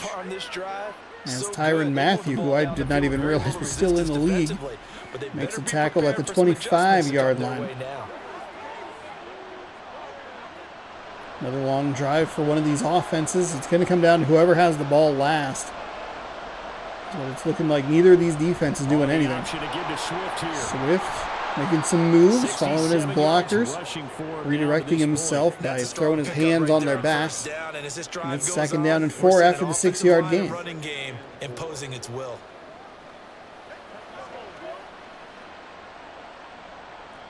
Here now, 2nd and 4. Yeah, change the focus level. From the gun, it's Hurts. Hurts over the middle. Just a completely missed throw right there. Dangerous throw. Closest receivers to it were actually 2 Saints defenders. Third down and 4. Another opportunity for the New Orleans Saints to get their defense off the field. The pitcher may get the credit. A lot of people making plays behind him in the field. Over the play action pass. Throws to the flat, and he's going to be short. 4th down and inches. They'll give him 4 yards there, and that's going to make it 4th down. See him. I mean, it's a nice catch. Good job to get both feet inbounds. Yeah, and people have to come up with schemes to limit him, and what a lot of teams do. Again, kind of what we saw earlier in the Seahawks game. Give your receiver an opportunity. Throw just a little bit sooner. 4th down and inches, under 10 seconds on the play clock here as Hurts looks like he's changing things around. Steps back to pass, throws, and misses his intended target. That is a huge incomplete pass. Again, I don't think the defense really forced that. We saw something similar with Geno Smith in the previous game where it was a 4th down, just missed the receiver. It didn't seem like the defense really did a whole lot. And that's kind of what it's felt like here in this game. The incompletions have been the quarterback missed throws rather than defenses forcing the incompletion. New Orleans gets a little bit lucky, and they'll take over on their own 16-yard line, up 4. That was a nearly 5-minute drive, and they come up empty. And this could force.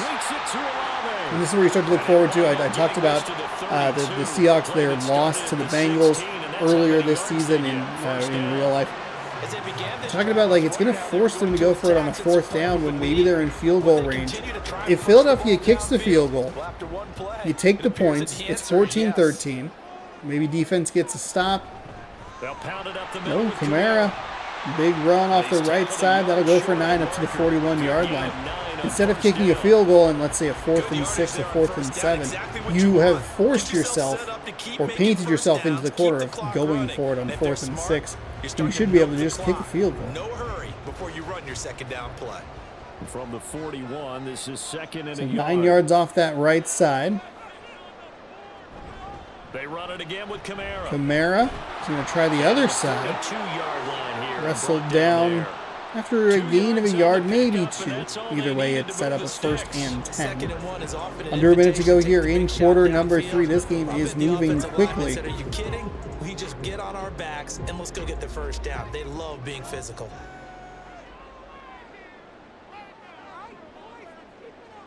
Carr dropping back, throws out to Olivier, and he'll get 9. 2nd down and 1 out to the 48-yard line.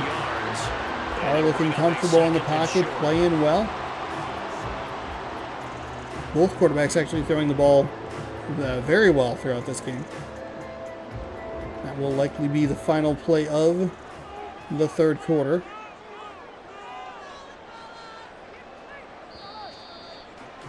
And we will head to the 4th 4-point game. They're not going to get to the line to run another play, so we will switch ends as the 3rd quarter has come to a close.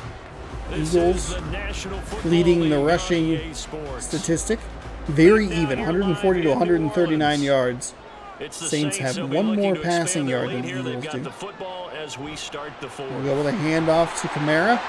He'll hand it to his own offensive lineman if he had rerouted himself a little bit earlier.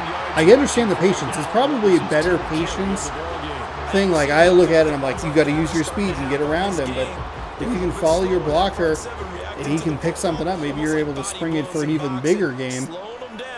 1st down and 10 from the 41 of the Philadelphia Eagles. Carr now on 1st down. down. Dropping back. Steps even further back. He finds Kamara again. 11 for 13, 147 yards and a touchdown for Derek Carr. The gain is for 7. And it'll be 2nd down. Just about every quarterback is and a very clean pocket for Carr to work with. Able to step back, find Kamara. And in this case, that's exactly what he did. Found his running It's a back, nice game. let him create some space, and it turned out to be a nice play for the offense. We'll go to him in the ground game. He'll go off the right side, and they'll give him the 1st down. But he is unfortunately injured, even though he stood up and here because he appears to be shaken up. Well, they come out and take a look at hey, there's nothing wrong with this game. It's perfect. For just a moment. That could be a big loss. However, Jamal Williams is really good. I don't know how you would, like, injure a running back or, like, put him in that situation. It's an imperfect system, I understand. So 1st and 10 now from the 30. To throw, it's Carr. Carr fires to his favorite target, Olivier. Hopefully we'll get his stats here. 8-yard gain, Maybe. 2nd and 2. Oh, that was Shaheed. I apologize. 3rd reception for him as we take a look at Marcus 2 Mariota. yards to go, 2nd down. Here's Carr to throw. Carr, all kinds of time. They're finally getting into the backfield. He rolls to the outside. And that's a good job to just throw it away. That's a coverage sack. I know it doesn't count as a sack technically, but really good coverage on the back end. Surprised that Kamara went out. And they just gave up on the run game? It makes you slower to the football and it leads to more completions for them. 3rd down and 2. The injury might be the thing that derails this drive more than anything. They go 3 pass plays in a row and they can't pick up the first down. Another misfire, kind of a weird misfire. We saw it on the 4th down play from Jalen Hurts. We see it on this 3rd down throw from Derek Carr. Just completely missed the target there. Unit is on the field as this is a big spot right here. This will get the lead up to 7. Kick is up. And the kick is good. So the Saints push the lead to 7. At 17-10. Philadelphia's defense bends but doesn't break. Gets a little lucky with the incomplete pass from Derek Carr, similar to the Saints defense getting a little lucky from the misfire from Jalen Hurts. Under 5 to go here in this one. It's been a good one so far. Well, unless you like defense, in which case it's been a very bad game.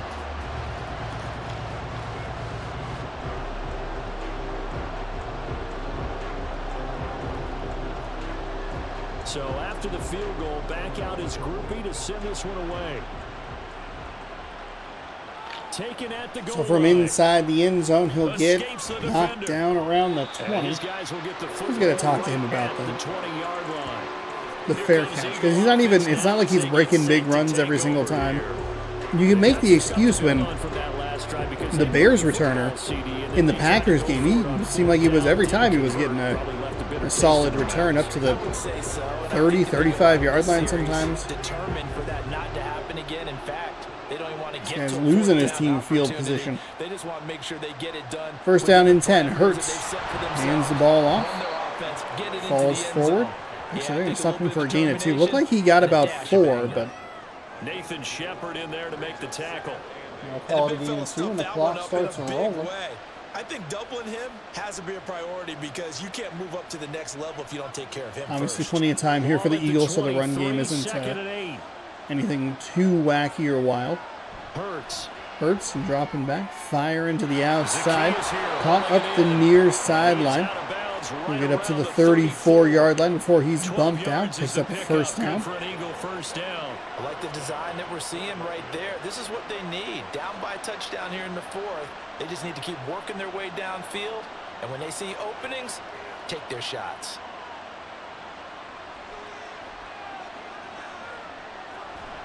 Another run play. He'll try up the middle. That time he'll pick up 2, which looked like it was going to be shorter than that. Neither of those 2-yard gains have actually looked like 2-yard gains. One of them looked like it was a 4 or 5-yard gain. The second one looked like it was going to be stuffed at the line. Ball on the 36 now. Here's a 2nd and 8. 2nd and 8. Hurts drops back, fires to the flat, picks up a block. It'll get shoulder tackle knocked down inches short of the line to gain. Swift with the second reception goes for 7 3/4. Pitch and catch there to the running back. This position just continues to evolve. They become just as critical to the passing attack as a lot of receivers, tight ends, because their ability to make people miss in the open field. Hurts with a single back. They'll hand it off to him, and he'll pick up the first down easily. Needed inches, got 6. First down, and he'll have it by plenty as they're able to keep the drive alive on 3rd and inches. Another carry for their leader and a good one. It's crunch time. They'll need him to continue to we have not had a penalty in this passing game in order for them to try and video just yet. The drive continues as they search for a tying touchdown. Here's 1st and 10. From the midfield stripe, they'll look to throw.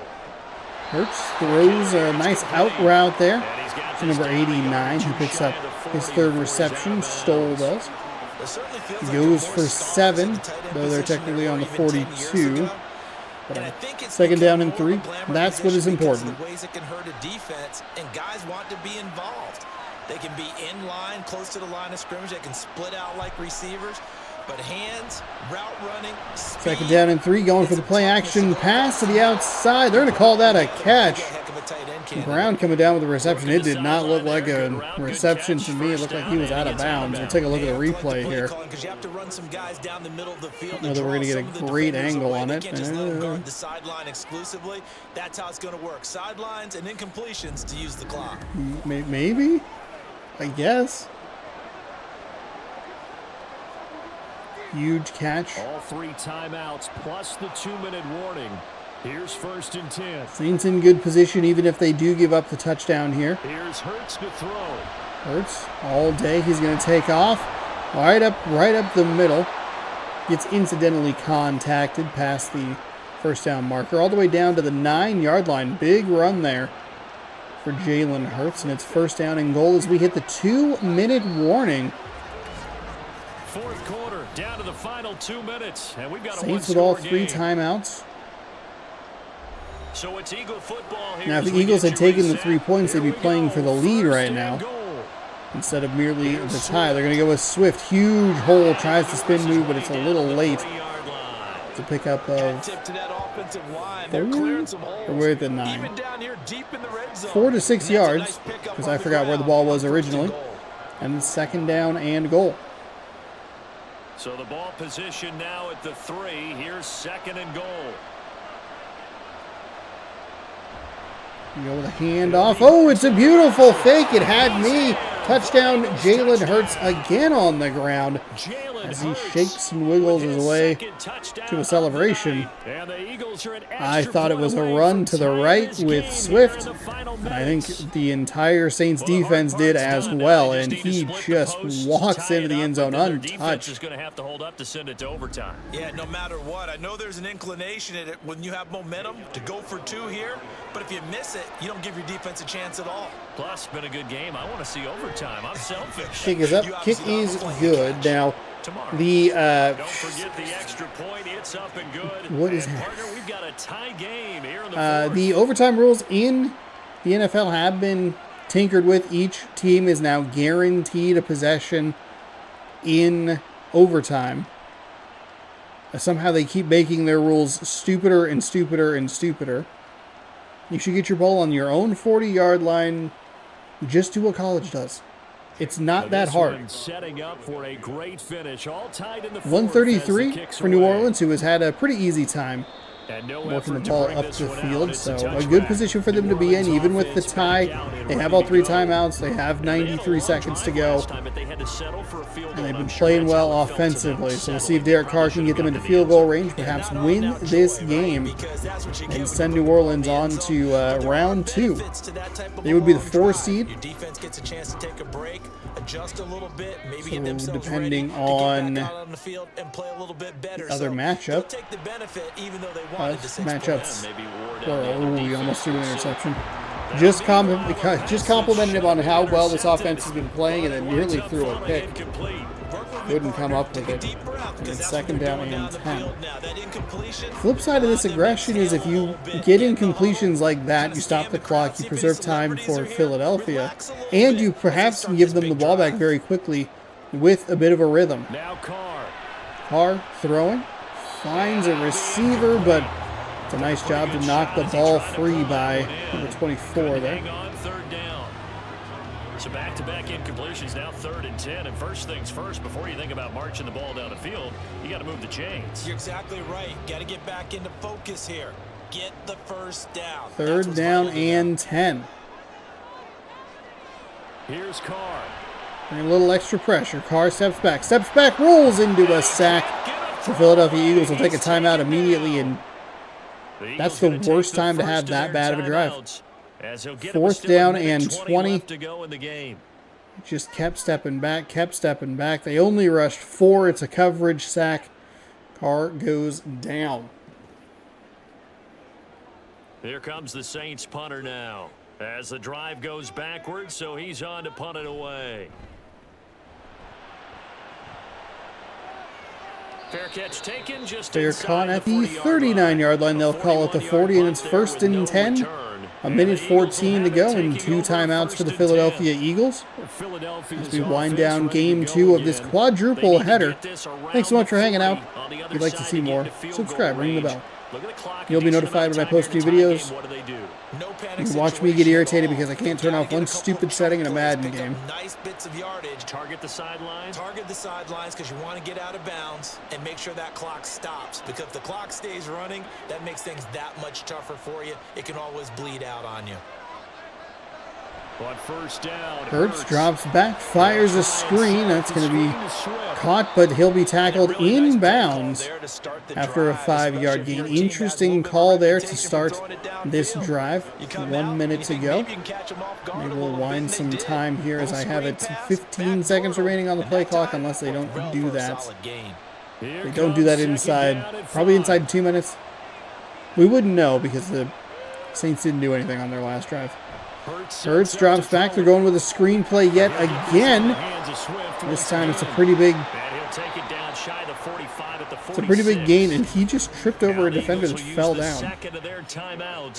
As it'll come with 36 seconds to go in half number 2.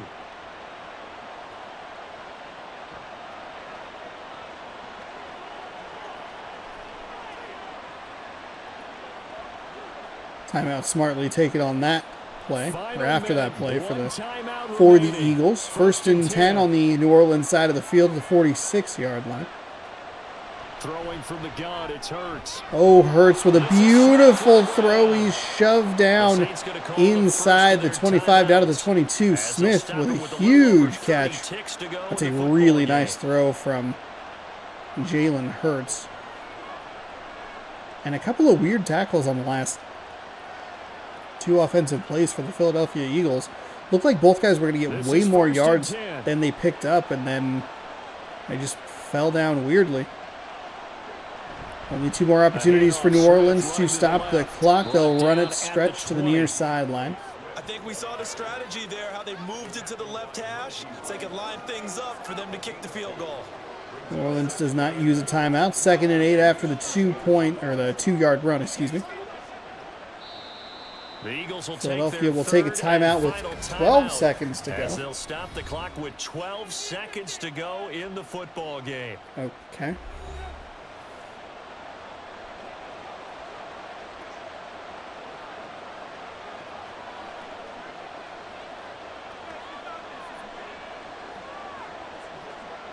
Right now, everything resting on the right Wait, foot what? of Jake Elliott. Okay. They're going for the field goal with 12 seconds left. Very weird. I was very confused. 4th quarter of play. So now one of the biggest kicks of the night is forthcoming. Please don't take another timeout. I don't think you can anymore. Elliott's kick is up, and it is good. Celebration time on that sideline as they have taken the lead in the final seconds. Sneaks it inside the left upright. Cost-cutting and maximizing your roster. This is a club that does not skimp on special teams, and in these situations, it pays dividends. And that's great vision by the organization. When the difference between winning or losing depends on who you have kicking the ball, would you rather have a street free agent out there or a solid pro like this? Answer's pretty evident to me. So 9 seconds left. New Orleans obviously not out of this game just yet because there's still time. They're only down by 1 score. You have 1 timeout, so they can presumably get a big play. I'll take a return from the 1. Run it up to the 22-yard line. Excellent camera work, as always, by this perfect video game.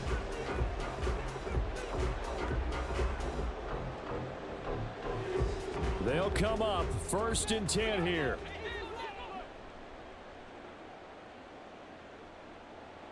One final try now for Carr.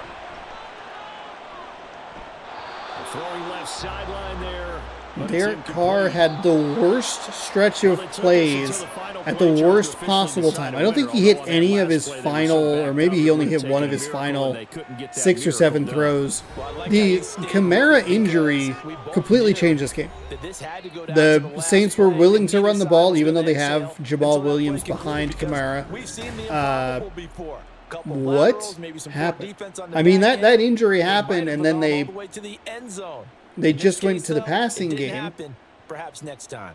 Allowed way too much time for Philadelphia to get the ball back. Defense, which couldn't get off the field all game long, shockingly couldn't get off the field.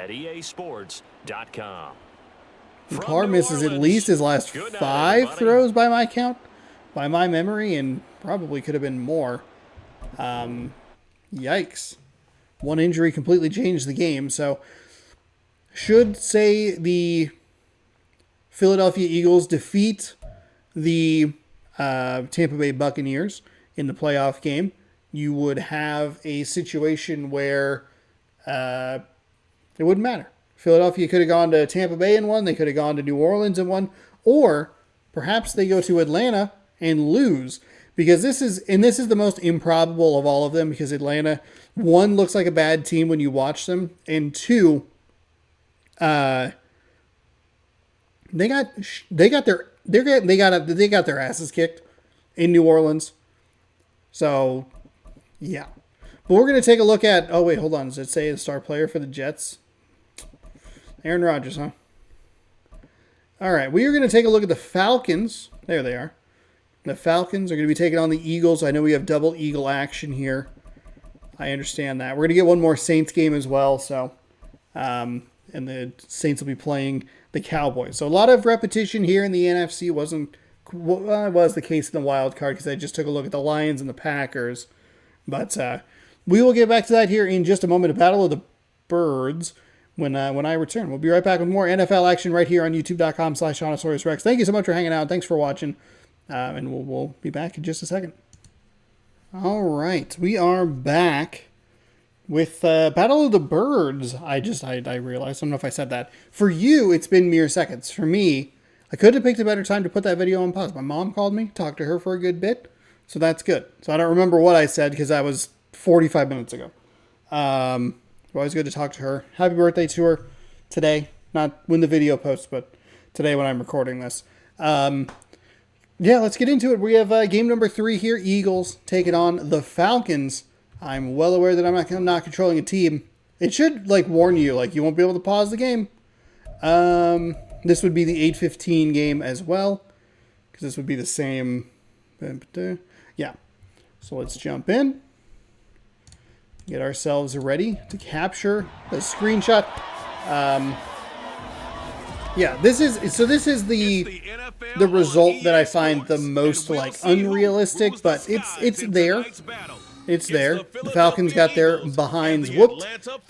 They would have had to have obviously needed the Panthers to get their garbage together and score 10 points, which is a touchdown and a field goal. But hey, that's why we do this. The what if scenario. I think this is the least interesting of the games, personally, just because I think the Falcons aren't great. So this one feels like the most quote unquote foregone conclusion of who would win. I think the Saints would put up a pretty good fight, especially the way that they looked in the season finale. So yeah, this was the one that I was debating. I was like, do I have all of this correct? And if there's one game to cut, it probably should be this. But then turns out I'd actually thought of everything that I wanted to think of. So that's good. Let's get it going here. Game number 3. It's Philadelphia. It's Atlanta. We'll have one more Saints game coming up. That'll be in Dallas. So we'll see. We'll see what happens. So the 2 seed won. The 5 seed won. Let's see if the 5 seed wins again, and if the 2 seed wins again, and again in the NFC, depending on the actual outcomes.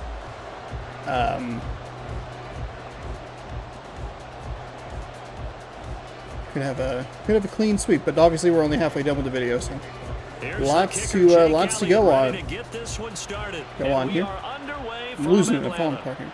9 yards deep in the end zone. He'll take a knee, 1st and 10 from the 25. Who's the quarterback? Desmond Ridder. Okay. I wasn't sure. I was not sure. Every quarterback walks out so weirdly. The second-year pro out of Cincinnati. 22. Oh wow, Cincinnati. Interesting. Checking all the boxes. I think this young man does exactly that when you're looking for an NFL quarterback. Proven leader. Bijan Robinson. 43-6 while he was in college. Has speed, dual threat ability, and the production. I remember a lot of people talking about how Bijan Robinson would be probably the front runner for Offensive Rookie of the Year. Then you have C.J. Stroud coming out and just absolutely crushing it at every level. And he'll be out of bounds across the 30-yard line. The game's first play produces 6 yards, brings up 2nd down. So 6-yard gain on 1st and 10, sets up 2nd and 4 as he gets pushed out of bounds. Single back set. 4 receivers, but very tight to the formation. Well, 3 receivers and maybe a tight end. I don't know. It's a little harder to tell with the number differences. No, not at all. They did a really nice job staying in their proper places and not allowing any lanes to open up. Picking up 1 yard on the ground.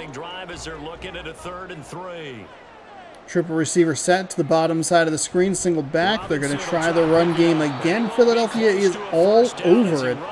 And it's 4th down and 2. So they give up 6. And the defense already playing better, by the way.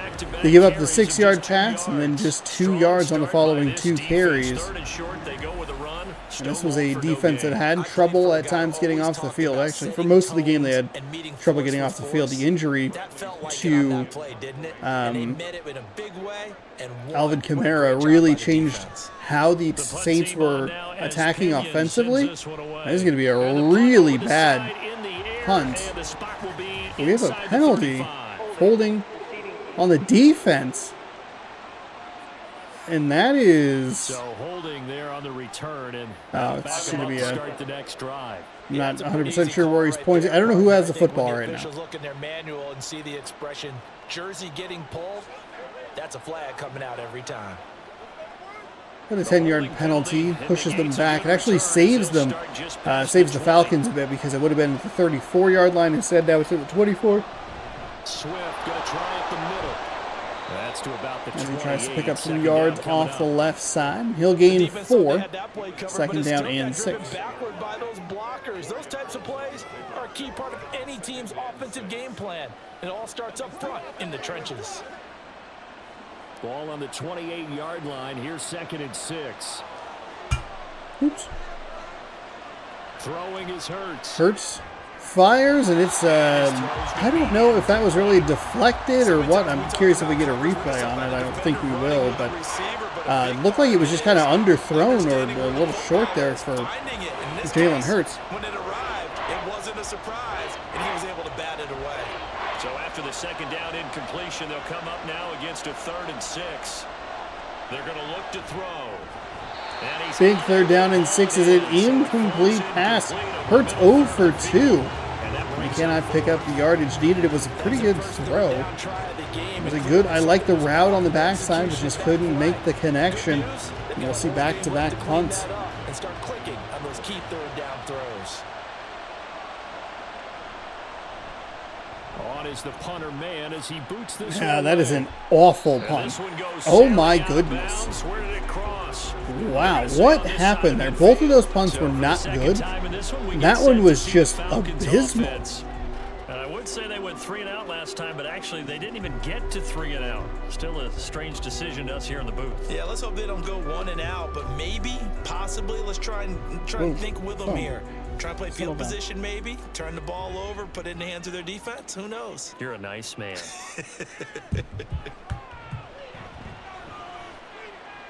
Ritter running around, looking. He rolls out, finds a big lane on the right side, and instead of sliding, he takes on the contact. Huge run for 28 yards. Field position already benefiting the Falcons as that puts them inside the red zone at the 19. Rolling.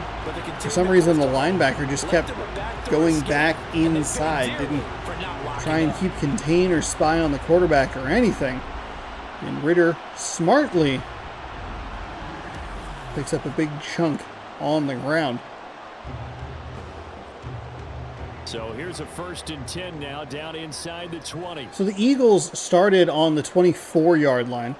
They picked up 4 yards and then punted the ball. It was Ritter rolling around back in the pocket, and that was a disastrous play right there. Could have been worse, but still just awful. They punted it to the 47-yard line. That is just an unbelievably bad punt.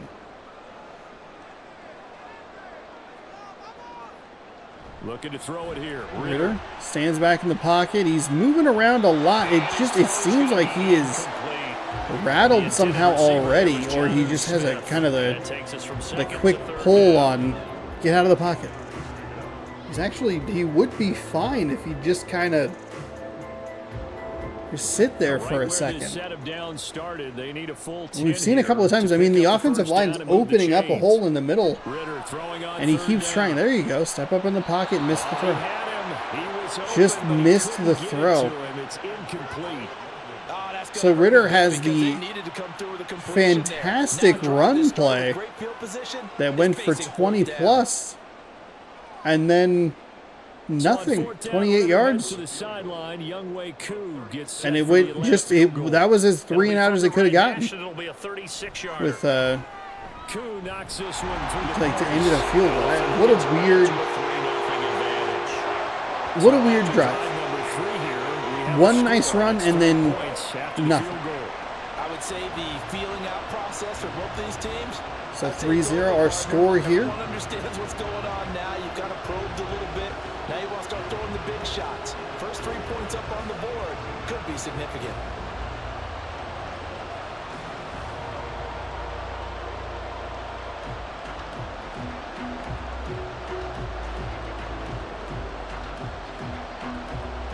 So the interesting thing that happened last season was there were a couple of 7 seeds, I believe, that won some games, which completely redoes the bracket because they would go to face the 1 seed, and then whoever else would win any of the other games would go different places. Obviously, we don't have that here, but it'd be interesting if we do get a situation where, say, Dallas wins the first game and wins the last game against the 7 seed, and then they, God forbid, beat the Packers tomorrow. Might not even have a part 2 of this series. The nerves should be settled now. That first series, everybody goes at it a little extra emotion. So now they get a chance to go back out and say, okay, now we're into the game. Let's go play and play as best we can. You almost get a Philadelphia with 4 total yards on the previous drive. They'll go with the handoff. Just kidding. Play action, and they beat the defense again. These NFC South defenses are just no match at times for these Philadelphia Eagles receivers. Now, Brown wouldn't be playing in this game, so it is one of the weird things of, like, it's not a perfect what-if situation. And the offense definitely tried to fool them because you saw the other route combinations, didn't you? It's a terrific job by Brown to make that adjustment and pick the ball out of the air. They were able to come up with a nice play. Just like that, they're in Falcons territory where the Falcons started their last drive, the 47-yard line of the opponent. 3-yard rush on the play as Hurts looks to the sideline. Yeah, I don't know if it's exactly a win-win, but if you're on offense, you'll take that kind of a run, all right? It was kind of stacked up, found a little bit of yardage, and frankly, they're pretty close to staying on schedule on offense. The playbook is still open for the coordinator. Going with a run off the right side. The Falcons meet him at the 40. They'll mark him down to the 39. It'll be a small gain. It'll set up 3rd down and very manageable at 3rd and 3. It's going to break big and go the distance. But when you get a nice game like that, you're able to do so many things anyway. You can come back and run essentially the same play again, continue to move the ball on the ground, or you can decide to throw the ball now because usually you have the defense. Hurts changing up the play, bringing everybody in tight. Well, Brown's out wide, but brings in an extra blocker. Throw over the middle, and it's caught. Gain down to the 31-yard line. Hurts improves to 2 for 4. 50 total yards of offense for the Philadelphia Eagles. As the receiver trips on air. They snuck the tight end out on that one. Wound up hitting him for a 1st down. Line of scrimmage, the 31 now on 1st and 10. Hurts takes the snap. Fires it. It's a late breakup. Incomplete pass, 2nd and 10. It certainly appears that they're going to try and keep getting him the football. That's the 3rd time they've looked in his direction. Unfortunately, haven't completed one yet, but I'm not sure they're going to shy away from it. They feel like they've got something there, and they want to capitalize on it. I think you're right. We're only in the 1st quarter, so a lot of opportunities ahead. Hurts from the shotgun, hands the ball off to Swift. He'll get knocked down after a gain of 6. Again, 3rd down and manageable. Oh, we have a couple of coaches who are no longer coaching in this what-if episode. How many guys going to want to run up and tackle him? Here's the 7th play of this drive. This is 3rd and 4. Now back to throw. Hurts and just overthrows Brown by overthrew him by what, a step there? 3rd down has been really rough for the quarterbacks. 3rd and 4th downs for the entire video that we've been doing. We're in game number 3 now, and it just seems like they're a little off, a little rushed, a little rattled perhaps.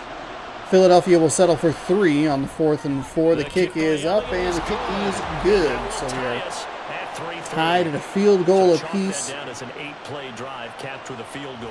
Yeah, as a friend of mine used to say, they were moving and grooving for a while, but they couldn't keep the momentum going enough to get a touchdown out of it.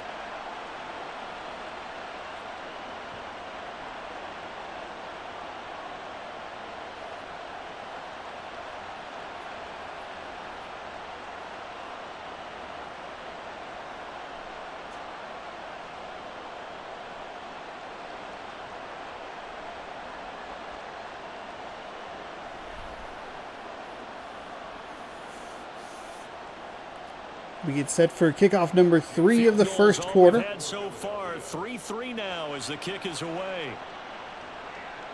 2 yards deep, he'll bring it out.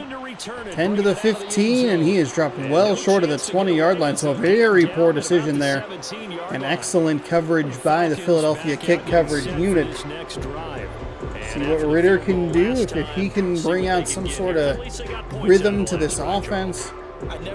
They only have the one real nice run there. In this case, a field goal, they'll take it.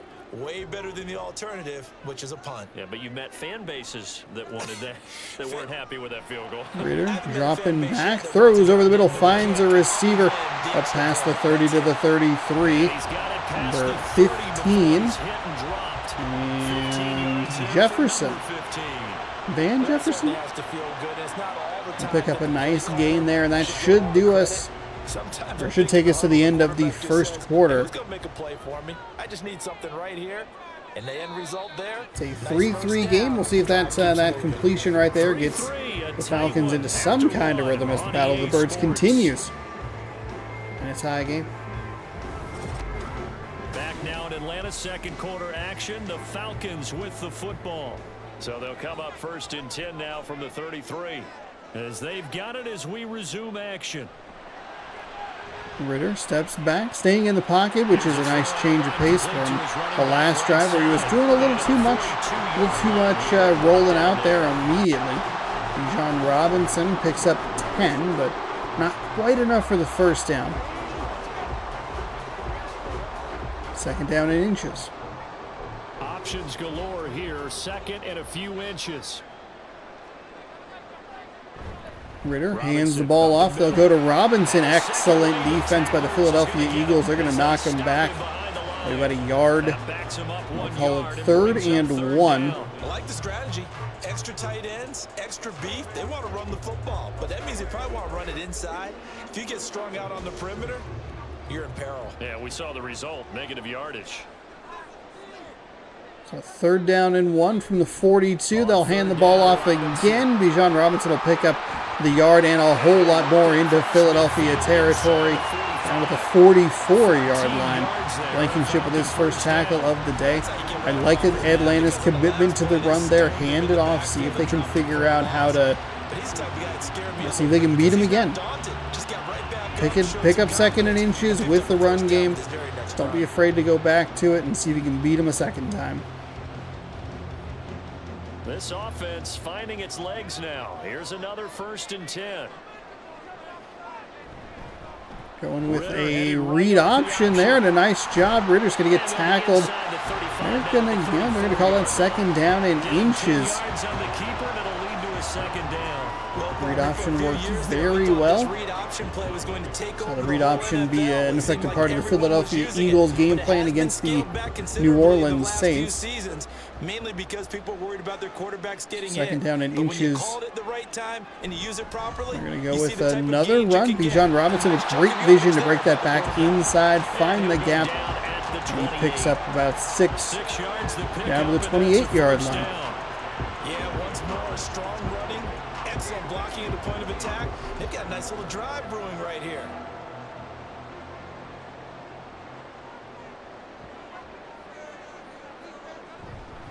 Back to Robinson now on Robinson, they're going to try him again. He's going to go for the left side of that line, but nowhere to go. Tried to shuffle and shake, but there were just too many Eagles in the way. 2nd down and 10. To the middle linebacker. If they do a nice job of playing team defense, everyone takes care of their responsibilities. That allows that guy in the middle to do his job, which is search and destroy. 2nd and 10, they'll go with a run. Left side, Robinson. Tackle, he gets pushed forward. They'll give him a gain of 7. 3rd down and 3. Well, there's an example of patience being rewarded. Easily the best drive we've seen all day. Atlanta really relying on the ground game. That is a positive. Ritter's been a little shaky back throwing the ball. They'll go again with the run. They'll try right up the middle. Robinson's going to be short. It'll be 4th down and inches. It looked like he was going to break that tackle, but then looked like he got tripped up, and then the hitboxes collided in a weird way. Take a look at the replay.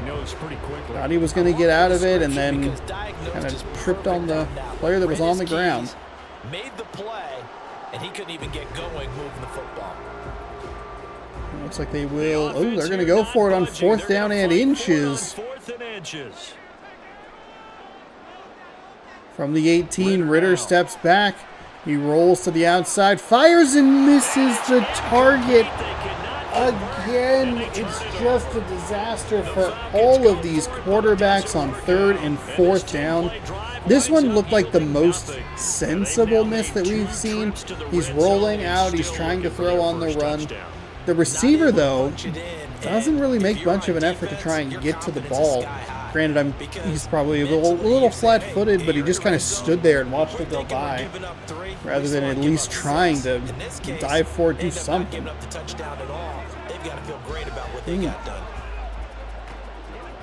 So keep those passed up 3 points in the back of your mind as Philadelphia starts this drive from the 18 with a little over 2 minutes to go.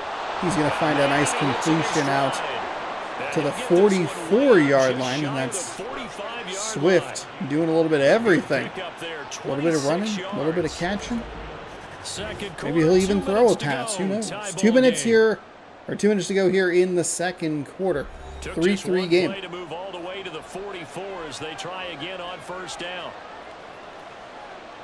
From the gun, it's Hurts. Hurts throws and finds a receiver. Gets kind of turned around and dropped for after a gain of 7. We'll be right at midfield as the clock ticks. Under 2 minutes to go. And look at the size of these players nowadays. At that spot, 6'4", 6'5", and up. A lot of guys used to be basketball players. Philadelphia going no huddle. Might have the Atlanta Falcons in a bit of confusion there. Easy pass completion out to the flat. He'll get knocked out of bounds at the 36-yard line. But not before he takes it inside the 40. He's got his first catch here before halftime, and it goes for a 1st down. I like how they work the tight end on a nice little under route there. And if you're going to give him that much space, he's not even going to catch the football. He's going to run away from me a little bit, and that's exactly what he just did there, picking up extra yardage. Hurts drops back, fires over the middle. It's a nice completion of 9.5. They'll call it 2nd down and inches after Goddard gets taken down to the 26-yard line. No timeout used here by either team. They still need about the length of the football here, maybe a little less as they come up on 2nd and inches. Hurts from the shotgun yet again. Quick fire out to the flat. Couple of missed tackles, and he will stride in the end zone for 6. Touchdown, Philly. 26 yards. And the Eagles will Dallas. take the lead here. Is it Goddard or Goddard? Goddard? Maybe I'm mispronouncing it. I apologize. If you're a Philly fan, I'm so sorry. I'm sure you won't accept my apology because y'all are freaks in Philly. Just keep in mind that which is worse? On for the extra point, Throwing snowballs at Santa Claus, pretty bad. Booing the widow of, and it's good. That'll make our score 10-3. I forget what Jerry Krause was. Booing Jerry Krause's widow or throwing snowballs at Santa. I'm not 100% sure which is worse. It's probably booing some woman who didn't have anything to do with like any of the decisions. Or someone's family member. It doesn't matter. She's a woman. I just booing someone's family member who didn't have anything to do with the decision was just like, hey, I'm there. The Bulls are choosing to honor me, and then everyone hates Jerry Krause apparently. Now after the touchdown, here's Elliott on to kick it away. From inside his own end zone yet again, he'll bring it out. This time he gets past the 20 up to the 27-yard line. So 53 seconds, 3 timeouts, and down a touchdown. Ritter led the nicest looking drive of the day until that last Philly drive, but failed on a 4th and inches. Hopefully that doesn't deflate them too much as they come back out on the field.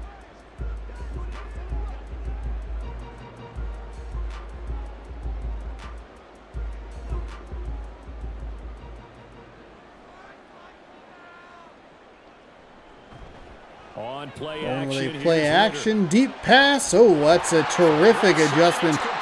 And a really nice leap for the ball there. I believe that's Kyle Pitts. The clock's going to stop with 47 seconds to go in half number 1. Timeout quickly taken by Atlanta. That was not him at all. It was Hollis.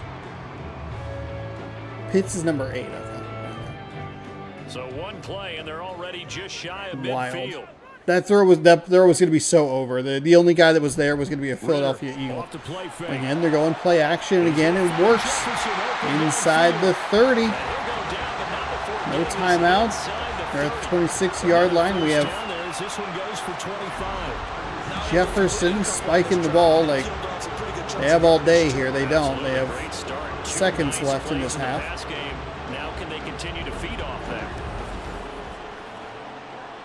Good to see this Atlanta team continuing to be in some form of rhythm. Back-to-back good plays have them on the move on first down. Ritter drops back, staying in the pocket. Nice hit. That's to Kyle Pitts. They'll quickly take a timeout. Now we are still getting used to the clock management here in... that man did nothing. Still getting used to the clock management here in Madden NFL 24. You'd like to see a couple of shots at the end zone. You have a timeout in your back pocket if anything goes wrong. A chance now to get even before the break as they come up 1st and goal.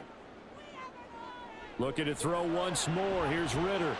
Ritter totally missed that throw. You can throw one more play. It's a little dicey with 7 seconds left. Because their coverage has been playing at a shutdown level so far. Even backed up late, they're forcing incompletions and fighting to keep them out of the end zone as the first half winds down. So they've been in the red zone 3 times, and it's yielded just 3 points. Can they find the end zone here? Ritter throws. It's in the field of play. He's going to be a yard short. Atlanta will take a timeout. He gets taken down at the 1. We saw a really good defensive play from Dallas against Seattle in those same situations.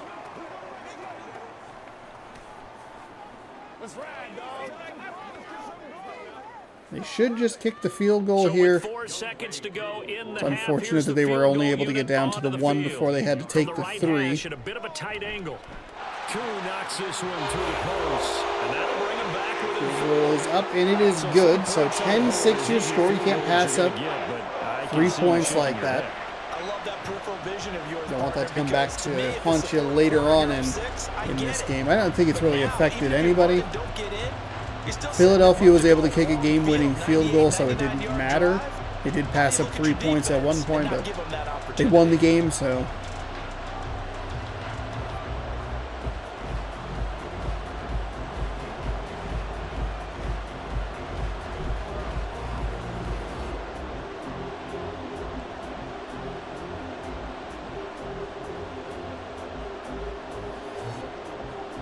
So still time for the kickoff here. 1 second to go in the half as this one is away. Kickoff is short to burn the final second of the half, and not a terrible run back. So we've reached halftime here, and it's we'll get set for quarter number 3, a 10-6 game. To Orlando, that's where we find our man Jonathan Coachman at our EA Sports Halftime Report. Coach.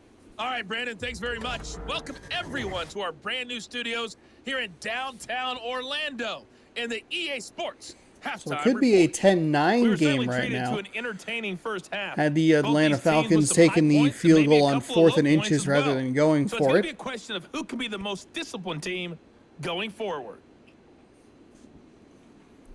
Who was the most disciplined team? I hope it wasn't Atlanta because they did not tackle twice on that play. This one's still anyone's game as we welcome you back for quarter number 3. It's a big field goal, though, at the end of the half. If you give up 3 points to Philadelphia, you're only down a touchdown rather than 2 possessions.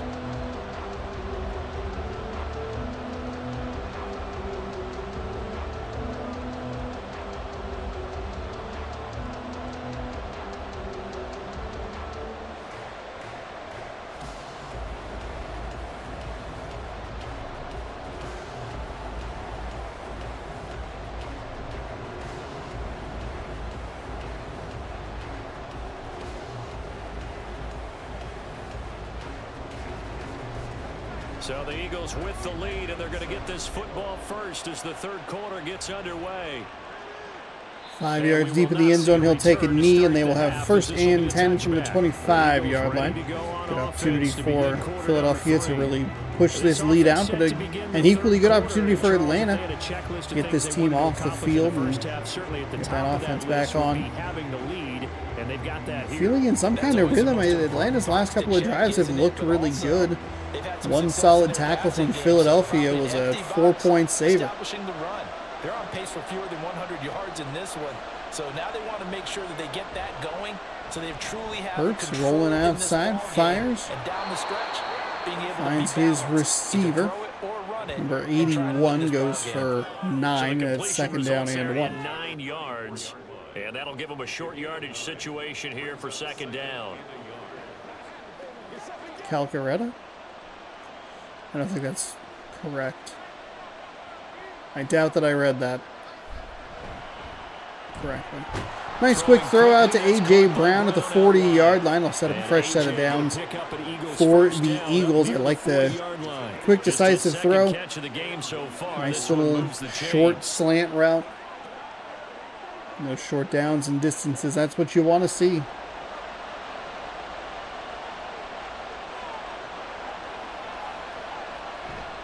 Hurts. They're going to go off the right side. DeAndre Swift. He'll pick up 3 on the run. 5 rushes for 20 yards for him. Absolutely tapped in the back. Whoa! If they could actually get production from their lead horse, that would help open up this offense and widen this margin too. Here's 2nd and 7.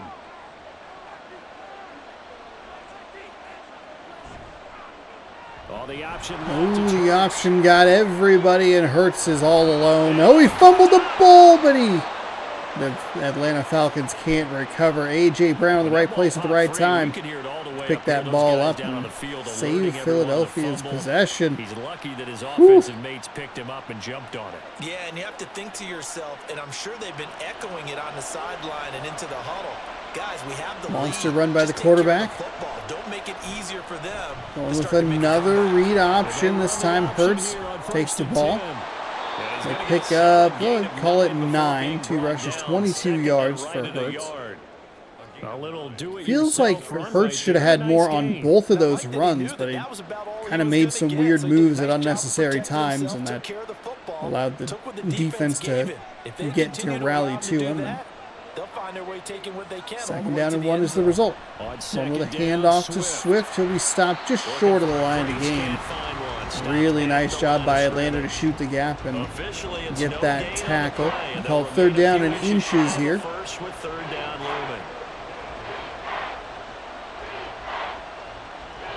Thank God I lowered the quarter time. Oh my goodness. Hurts with another read option. It's been killing the Falcons here on this drive.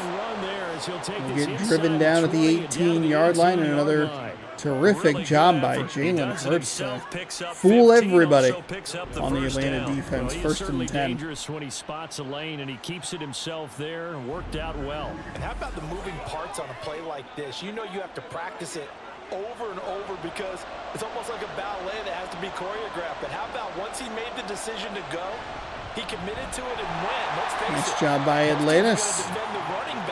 much more than the Playing his quarterback on defense, that a little type of play. seatbelt thing. 2 yards the loss, 2nd and 12. Well, we saw a lot of negative plays that resulted in plenty of lost yardage in the first half, and that trend is continuing here. Long drive here for Philadelphia. Under 3 minutes to go. In the third quarter, they're going to go with a run. They'll try the right side. He'll pick up the yards he lost, +1. 3rd down and 9. On 3rd down. This is a big opportunity for this Atlanta defense. Hold them to a field goal try. Worst case scenario, their offense comes out on the field down 7.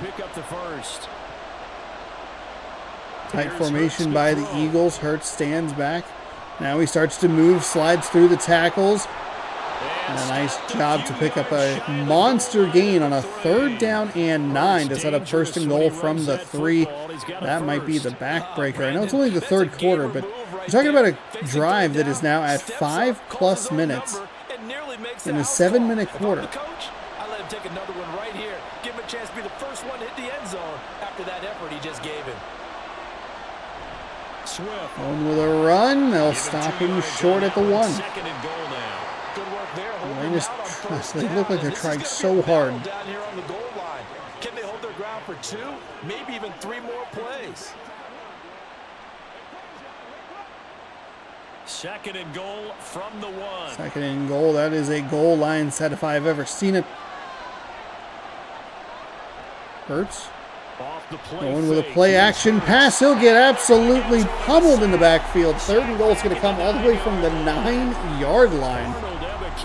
Wow. His outside linebacker spot, forcing the sack for a loss of 8. When you're this close to the goal line, you got to expect pressure from the defense, so the ball's got to come out fast. Got to get out of his hands quicker.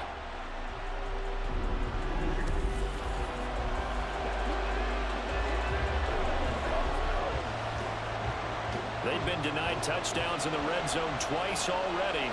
Here comes 3rd and goal. Hurts takes the snap, play action pass, drops back. He's near the 20. He's going to try and run it to the goal line and touchdown. To the end zone, touchdown, Philadelphia. 3rd time we have seen Jalen Hurts run the ball into the end zone in this video.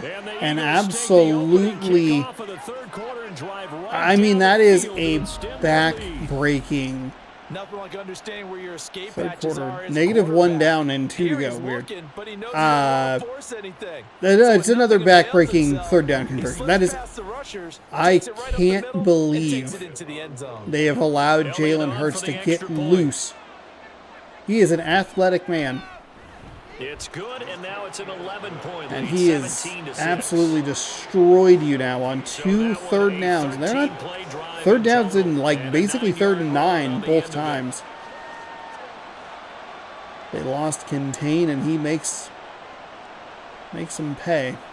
17-6 now. That drive took 6 minutes and 53 seconds off the clock. This Atlanta defense has did a pretty good job. They got some good plays, but then they just couldn't finish Now the after defensive touchdown, drive. Here's Elliott on to kick it away. And Patterson They'll will take a not knee, and they'll bring it return. out to the It comes out to the 25-yard line. 25.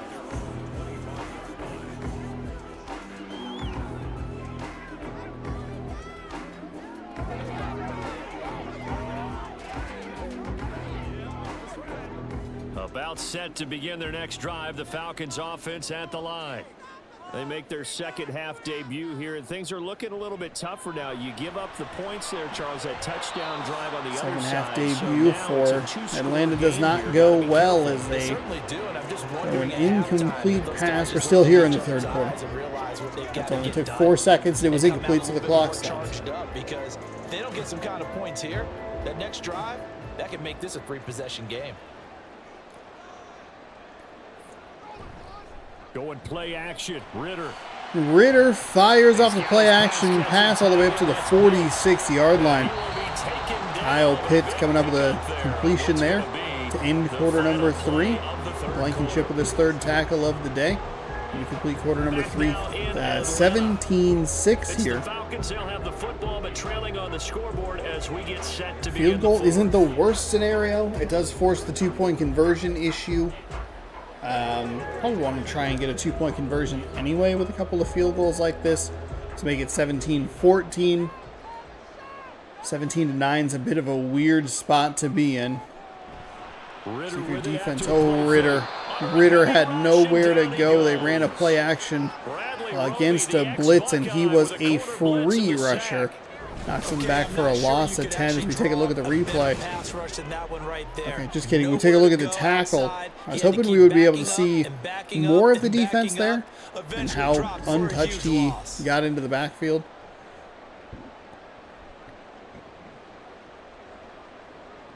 And the job becomes twice as difficult now after the sack. It's 2nd and 20. A big sack was huge for Philadelphia in the last game they played.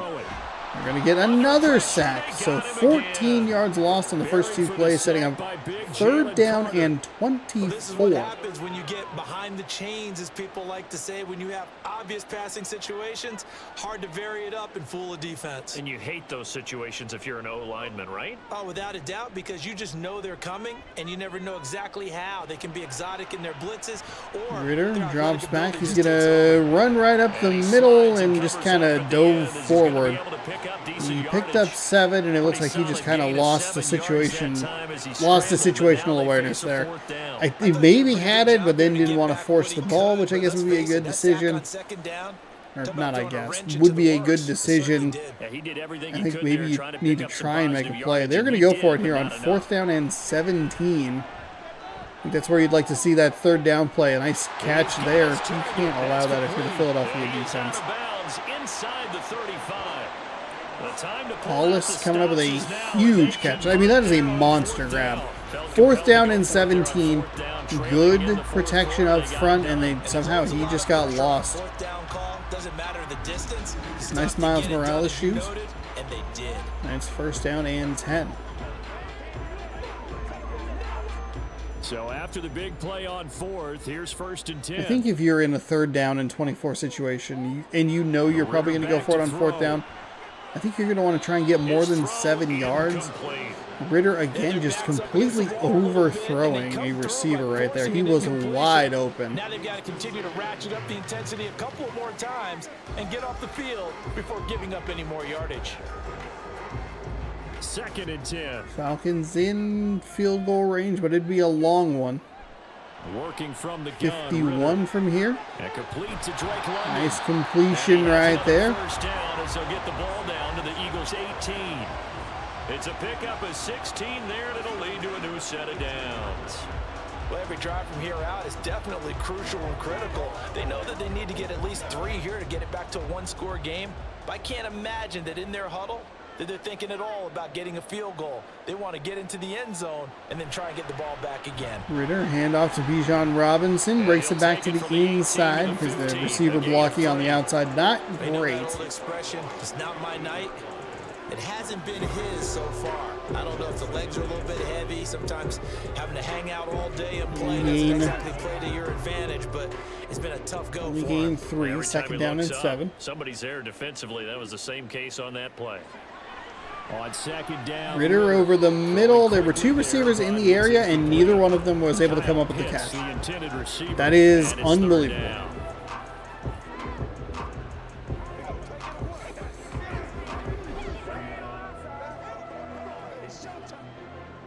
So 7 yards from the 1st down here as they come up to the line of scrimmage.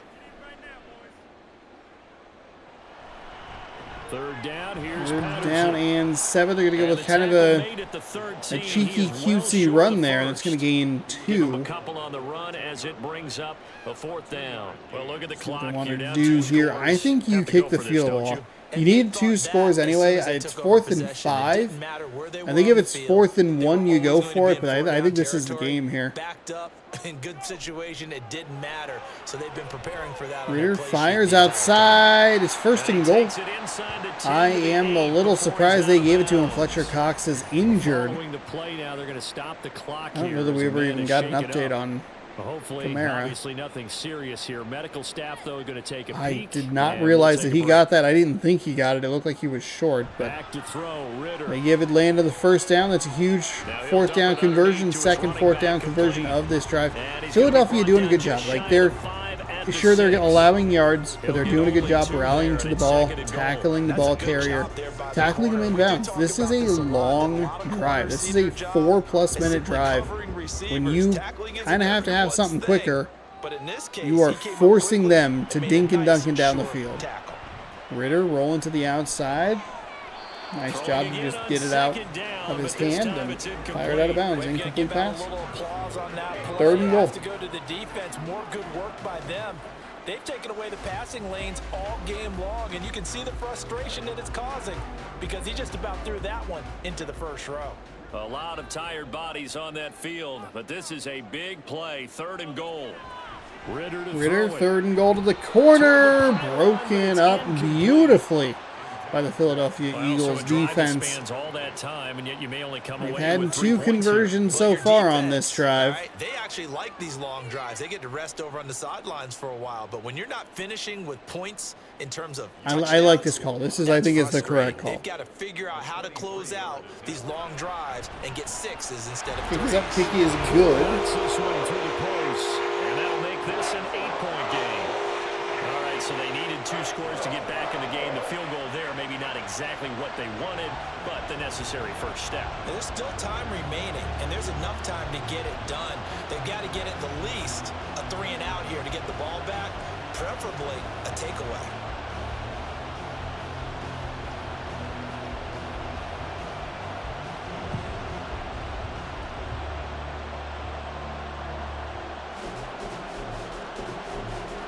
The punter Pinion now to kick this one away. And here's Scott to return it, taking it about the 1. And he'll get it up just past the 20 as his guys will go to work at the 21-yard line. Here's the Philadelphia offensive unit now as they head out to take over possession. And now last drive so successful with the ground game, ending in a touchdown. Do you stick with that formula? That would be the #1 thing you would think of, but so many guys now would look at it and say, we've got them set up so well for play action.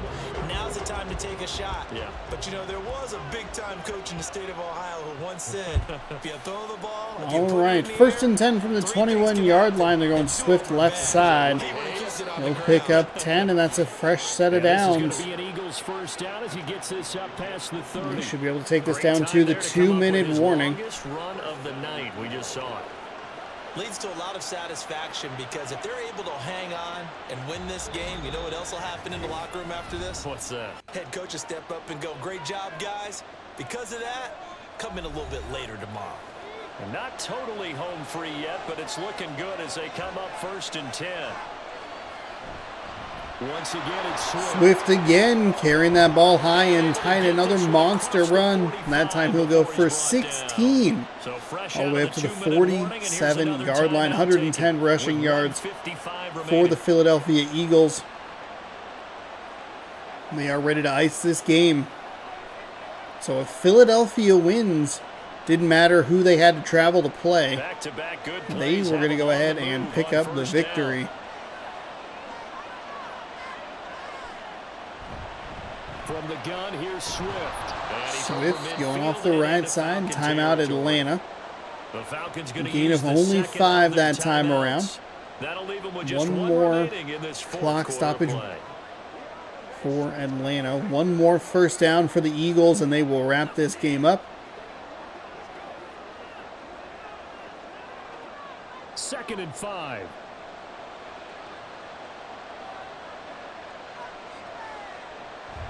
This is Swift on the counter. Swift is going to get pulled down.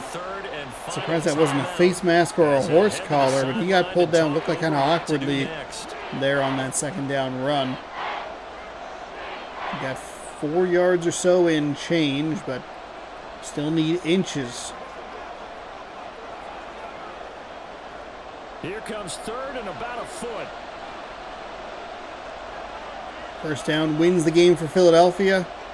A stop here gives the Falcons a chance, and that is it. Game over Philadelphia. And the Eagles, they can run it out from They here. are going to win. They beat the Saints by 3. They beat the Atlanta Falcons by 8. And taking care of the football, paramount, and he got it done. And I think that 3 points came back to bite them. Otherwise, it's 17-9 on that fourth and goal instead of 17-6. Makes a little more sense to try and go for it on a 4th and 5. I still think it's a correct call to go for the field goal in that scenario, but we did falter earlier on a 4th and inches. And that'll do it. So all Philadelphia has to do, beat Tampa Bay Monday. That's it. And that should just about do it. Yeah, it's fun to kneel down in front of your home crowd, but when you go on the road, that band of brothers attitude, right? Just us against the world and get it done. How happy are they? And I remember a coach at a previous stop telling me, you get a win on the road, doesn't matter the opponent, get out of there like you stole something. And they did in this one.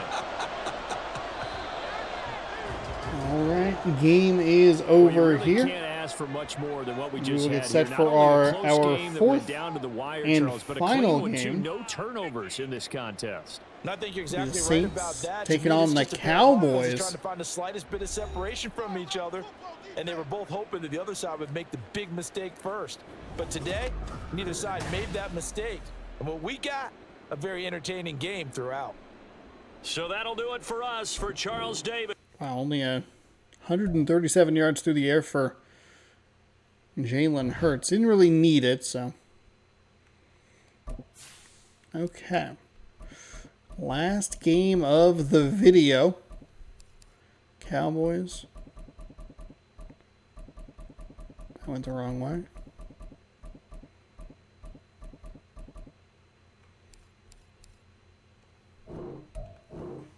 Cowboys, Saints. Oh.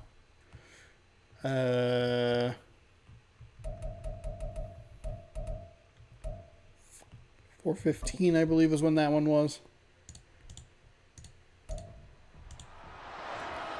Welcome back to Jerry World. It's Madden NFL 24, and if it's in the game, it's in the game. It's the New Orleans Saints and the Dallas Cowboys, and it's coming up next. EA Sports coverage of the NFL brings us to the Lone Star State and the very mammoth AT&T Stadium in Arlington, Texas. Coming up, we got a good matchup on tap here, as it'll be the New Orleans Saints taking on the Dallas Cowboys. Alongside my broadcast partner, Charles Davis, I'm Brandon Gaudin, and as we look at this matchup, every time there's something different One to more focus game on. here. So I'll just ask you, what do you see Can here the in this vocals one? hold out? Rembrandt, you've Can I given stay me a awake? blank canvas to focus Find on, out. haven't you? Where do you think I'm Throughout gonna go with this 4th and final game. Secondary? You know me, So you thankful know for me well, forward-thinking right? In a Sean game going, like you know what I this, don't need to it's do right always now is about record the a 5-hour secondary. video. Can they handle the passing Why don't we attack slice the to quarters make down a few little bit? plays? Otherwise, we'd still be in like game number 2.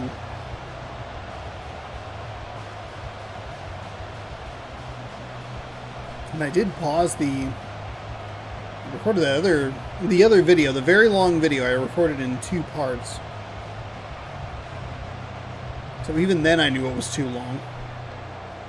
But let's get game number 4 underway. This one, by the way, this would be if the Saints were the 7 seed. If the Saints, well, they won, so it's not a what if. But the Saints, they won. They would have needed the Green Bay Packers and the Seattle Seahawks to lose. So let's flip those results. Let's say the Packers lose to the Bears, and let's say the Seahawks lose to the They'll be led out by one of the most productive QBs. Packers lose to the Bears. Saints Seahawks lose to the Cardinals. That would have given the New Orleans Saints the 7 seed, even with the Tampa Bay Buccaneers winning the NFC South. And knows how to get the ball to his playmakers on the run.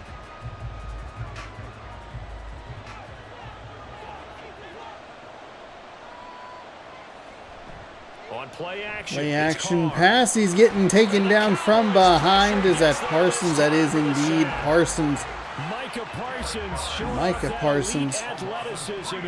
Thankfully, I waited on that. I thought, for some reason, I thought it was Micah Parsons, but it is Micah Parsons. It's only a 3-yard loss, so not the worst sack that we have seen. But Carr holding on to that ball way too long. Parsons coming off the edge and able to get there. Fires over the middle. Nice find. That'll be a solid pickup of 9. And unfortunately, Olave. I've been saying his name wrong the entire video. I apologize.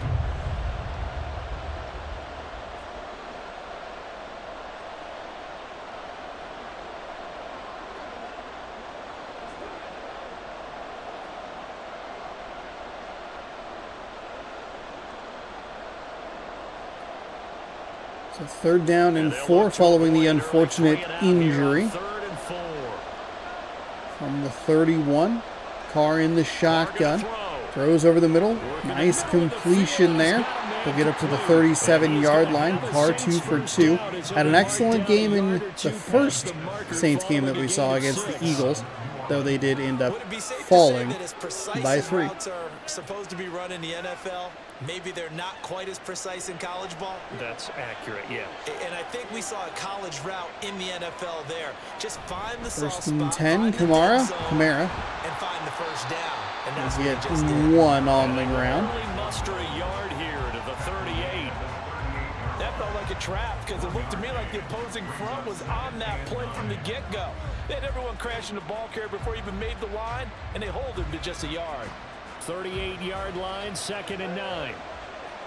2nd and 9 following the 1-yard gain. Pistol formation. Carr steps, fires, and that is incomplete. Too much contact to hold on to that one, and it's 3rd down. Not a great start, dropping his first target. This Dallas defense played very well in this video so far. Excellent stops against the Seahawks and a lot of those kinds of plays. Looks like the receiver is going to have a completion, but excellent timing, jars the ball loose. Throwing now is Carr. Deep drop for Carr, who's going to throw it deep, and that'll be a catch at the 46-yard line for Johnson. Big gain on 3rd down and 9. Sets up a 1st down in Dallas territory. I don't know that he got both feet down. Nice sustained series to begin the game, and it will continue after picking up another 1st there.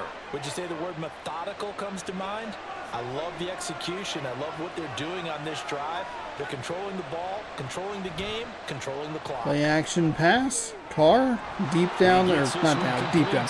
Over the middle of the field, another nice completion. The play action working very well against this Dallas Cowboys defense. Pick up there, 21 yards. Time to give some credit to the big fellows, the offensive line here, because you've got to have good protection on crossing routes, because you've got to give your receiver time to work all the way across the field.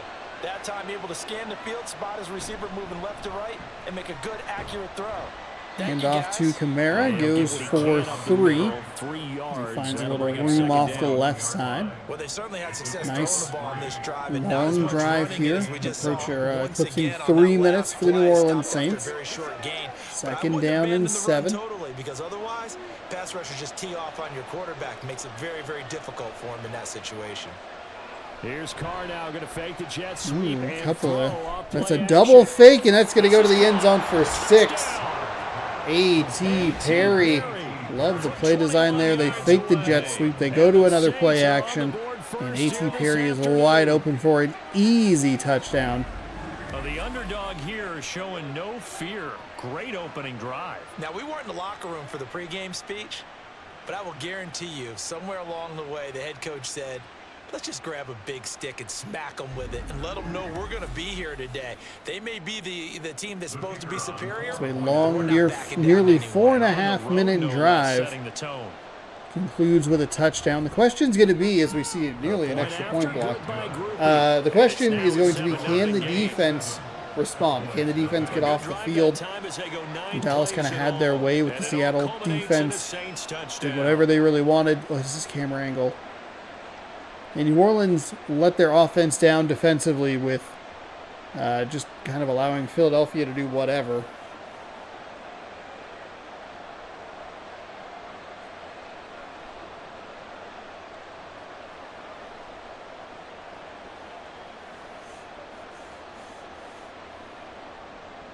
After the touchdown, here's Groupie to kick this one away. Kicks away just inside the end zone. He'll take it out to the 20. Ooh, makes a nice cut, but doesn't really get a whole lot more. Knocked down to the 21-yard line.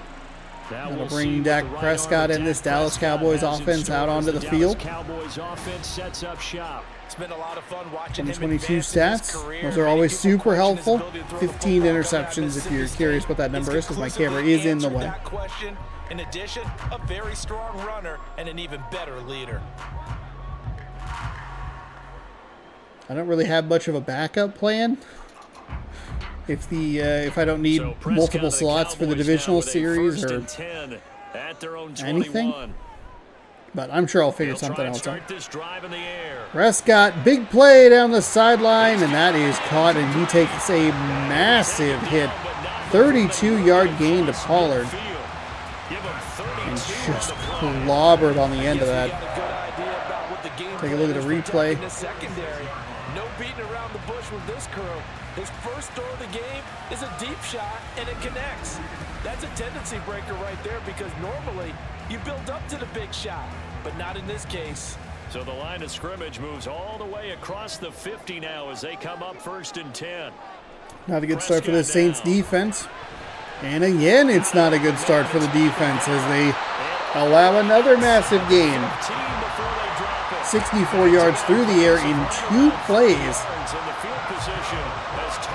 And Gallup comes up with, I mean, look at that. That is open. Wide open. Coaches are yelling out to get focused, because if they don't, more plays like that will result in giving up points. So how about this for field position after the big play? Inside the 15 now as they come up on 1st Quickly and in the 10. red zone, the Cowboys take the snap. They'll They hand run it for off. the first time with Tony Pollard. He takes us Tony down to Pollard about the picks up 12 for a gain 3 of 3. before he gets knocked down to the 12-yard line. 2 minutes to go here in the first quarter. Dare you to throw it on every down. Yeah, you get your quarterback hit a lot that way, too. 2nd and 7.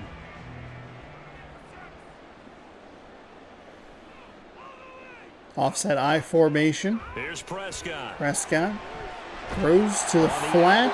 It's Lamb with a grab. Give him a gain of 3 for 369, nice yards. And it makes it CD Lamb picks up his first reception of the day. That one goes for 5. Good open field tackle to stop him short of the line to gain. They pick up one more stop here, maybe force a field goal attempt. Could be 4-down territory for Dallas, though that would be maybe a little silly here early in this one. It doesn't matter. They're going to get knocked down at the 1. Cowboys are going to have 1st and goal coming up as they're able to convert there on 3rd and 2. Well, Brandon, obviously no Cooks picks up the reception. Tyrann Mathieu on the tackle. Matthews on the tackle. No, Tyrann Mathieu. No, it's just Mathieu. I apologize. 1st and goal at the 1. Don't worry about it. We've got you. Now they got 1st and goal. Pitch to the outside. Looked like Jordan was in the backfield. Did a good job to slow him down just a little bit. A bunch of other Saints defenders got there. Abram gets credit for the tackle. 2nd and goal back at the 3-yard line. Hey, where have we seen this before in a game for the Dallas Cowboys? They've been fairly passive on this opening drive. Now able to stand up on 1st and goal, and they sent that play backwards. And that will do it. Saints score on a nice long drive, but the Cowboys are looking to respond. 7-0. Not a whole lot working on the ground for either team, but the air game has been fantastic for both sides. They make the long, lonely walk of loneliness to the other side of the field. 2nd down and goal. Get your fullbacks involved. Except for when they lose you a yard. Maybe don't worry about that.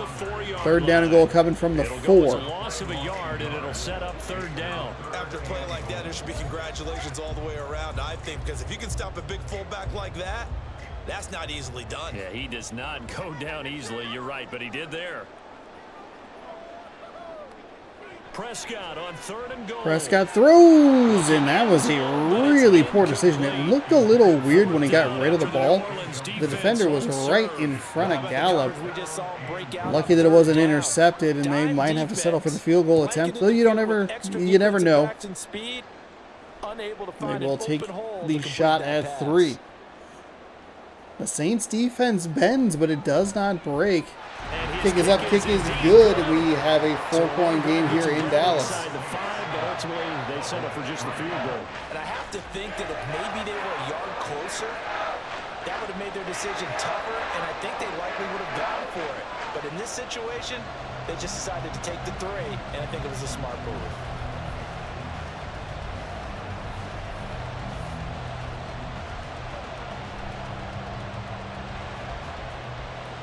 .6:21 to go here in the second.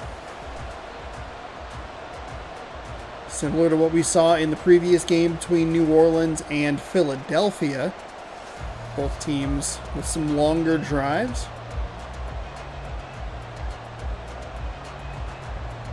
So after the made field goal, back out is Aubrey to kick this away. And he won't return. He'll take a knee. And they'll start at the 25. New Orleans Saints, they get ready to to set up 25 yard shop. line. That would have been about a 30-yard return, but this drive here beginning probably with a pair of motivated groups. Remember, the offense scored a touchdown on their last time out. Looking to repeat that in Charles's defense. They were very frustrated after giving up 6 the last time on the field. And frankly, it's just a battle of wills in a lot of ways because you know they're both motivated. They both game plan for this drive, and they both have specific Derek Carr in this outcomes Saints mind. offense To me, chooses it to just do. comes down to They're who going can to go with a execute handoff. better and which side can step up Might be and assert its Williams will in the over backfield. other. No, And it's Kamara. speak Okay. of. Call it a I thought one-run Kamara had game the up to star 26. icon under him, but the X Factor Plenty of icon. traffic waiting for him up But he the doesn't. middle. But give him credit, he tried barreling through anyway. They're fortunate to get a yard out of that one. The last play got just a yard. Here's 2nd and 9 from the 26. Now Carr. Carr drops back, fires, and that is just wildly incomplete. Maybe a little over-anxious Shockingly in the pocket there. incomplete. Just didn't look 3rd down and comfortable on 9. No, he didn't because it wasn't his normal fluid delivery. And I think he might have had it right. Wasn't really confident with what he saw downfield and almost felt like he wanted to pull that one back. Throwing his Carr on 3rd down. Carr on 3rd and 9, fires and finds a completion. What a nice play all the way down to the 38-yard line. Perry, That goes huge as a gain of completion. 36 on 3rd down. He scored their touchdown earlier, and this had a chance to be another. Didn't really think he was going to have a shot at it. Didn't look like that. I don't know really exactly what I'm looking at. It looks like there's a circle, shaded circle, and then the target. It just absolutely shredding them. not making a whole lot of sense to me on what I'm looking at, but a terrific catch there by Perry. Big 3rd down conversion, and they're in Cowboys territory just like that. Carr fires, tries to do, looks like it was the same pattern just on this side of the field, or the opposite side of the field. Here, no panic in his eyes as that throw arrived. Tracked it from the moment it left the quarterback's hand, and that's just where he needed to be. A little more air under it, and I think you get a completion. Now Carr after the incomplete Excellent pass defensive brings him play. up 2nd and 10. Offset I formation. They'll look to throw Carr again. drops back. They're going to try that same sort of concept again. That time, they ended up putting a little too much heat on Good it. to see Olave back in. Absolutely just needed a touch more air under it. Instead, he fired an absolute bullet. It's a long The field Saints goal on from 3rd here. down. A perfect 3 for 3 as they 55 look to keep yards. that streak going. Even This is 4 or 3rd 5 and yards 10. on a completion would be good. Instead, just a couple of pancake blocks, but he couldn't get it. There was some nice blocking out front, but Kamara can't muscle his way past the defender. It's going to be 4th down and 2. They can get a guy in space and follow some blockers downfield. Does a pretty nice job there getting a few yards, but he ends up getting stopped before he can get the 1st down. And they're going to go for it. Going with a handoff, he cuts inside. Nice run inside the 20 down to the 18-yard line. Kamara, that's a bold call by the Saints offensive coordinator, whoever's calling those plays. Great block on the outside. That's on Parsons.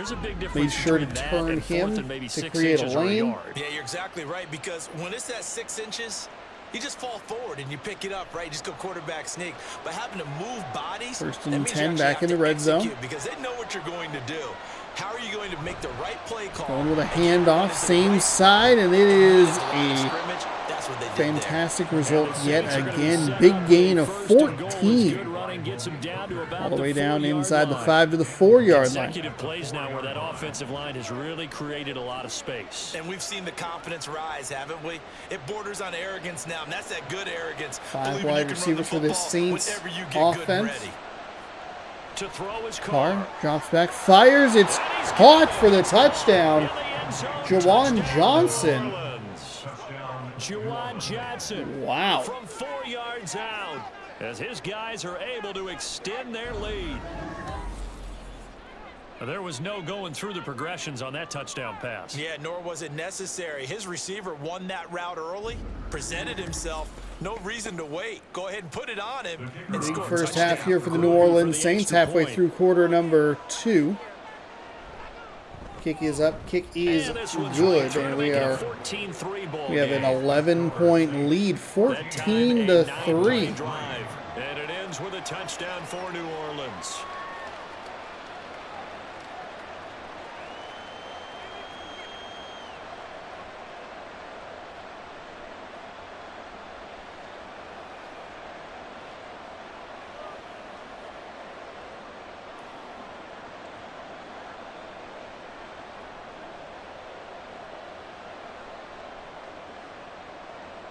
After the touchdown, here's Groupie to kick this one away.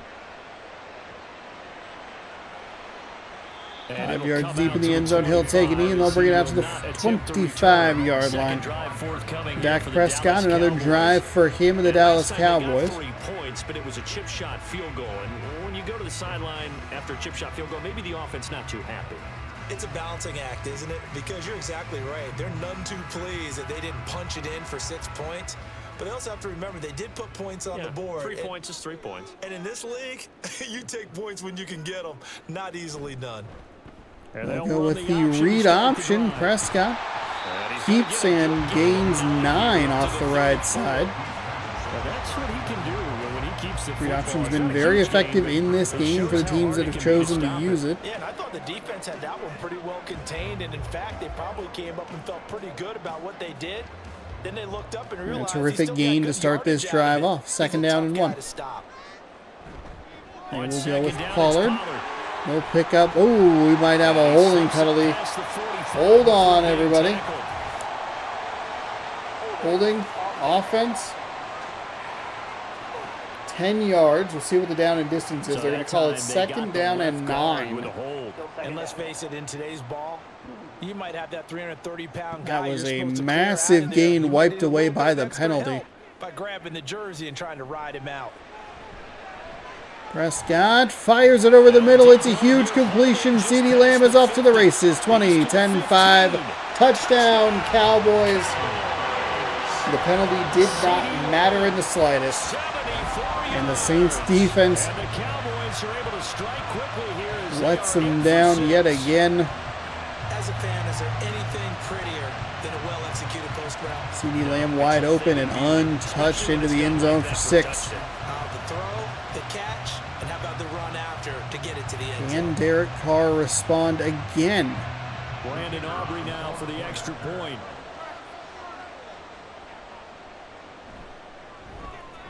And he's got it. That cuts the lead. It's now 14 to 10. The long touchdown pass gets him 6 on a very, very tidy 2-play drive that time.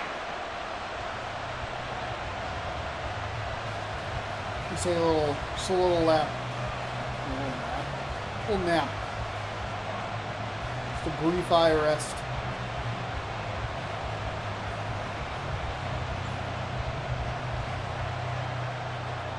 So after the touchdown, Aubrey now to kick this one away. And he won't return this one. He'll go down to a knee, and they'll start at the 25. Now the Saints, they trot their offense out here. So for this offense, Charles, remember, drive 1 made it to the end zone. Drive 2 resulted in a touchdown as well. Now they'll try to make it 3 for 3. Yeah, and you know, they told us all week that this was the plan and this is what they wanted to execute, but did they really believe it would happen this well, this efficiently? I know they'll take it, and afterwards they'll say, there is never a doubt in our mind. 1st and 10 from the 25-yard line. Carr drops back. Keeps dropping back. Fires. Yeah, nice reception there. Taysom Hill. First time we've called his name today in either game that we've seen of the Saints. He'll pick up 8 and get knocked out of bounds at the 33-yard line. Taysom Hill, just kind of a guy that they don't really seem to want to commit to, or very weird. Kamara going right side. He'll pick up just enough of the first down. And that'll take us to the 2-minute warning. 14-10 game here in Dallas. Number 7 seed Saints over the number 2 seed Dallas Cowboys. In our 4th and final game of the What If NFC special. Carr floats one way out, but just a little too far for the intended target. 2nd down and 10. Taking a look at the AFC tomorrow. Dolphins have been eliminated. Browns have been eliminated from the playoffs. Carr fires over the middle, but too far in front of the intended target yet again.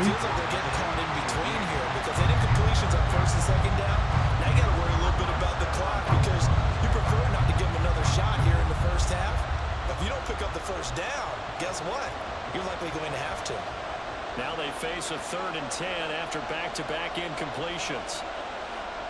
Now Carr. 3rd and 10 as Carr drops back. He's going to get hit again by Parsons. Excellent use of a timeout by Dallas, and that is a drive that stalls almost immediately after a couple nice plays. And that'll bring up 4th down and 17. Precarious 4-point lead for New Orleans. We saw this at the end of the game when they were playing Philadelphia, but New Orleans just, like, at times really does not look good. And that punt was terrible. Fair caught at the 41-yard line. CD Lamb, 2 receptions, 2 targets. He has 79 yards and a touchdown. From a star in college to a star in the NFL, CD Lamb at wide receivers. He brings out this offense. He's been good so far to this point in the 2nd quarter. Need to get him 143, 2 timeouts. I would agree with that. Definitely. For number 4 in the Dallas Cowboys. The way he's playing, he's doing a nice job. Increase things. More touches, more opportunities. Maybe that can reverse things on the scoreboard for them. They'll try to ratchet things up then maybe here in the 2nd. A big bomb, almost picked off, tipped away nicely by the defense as Prescott going deep down the near sideline. Going to come up with that big play right off the bat. 2nd and 10. Here now is 2nd and 10, again from the 41.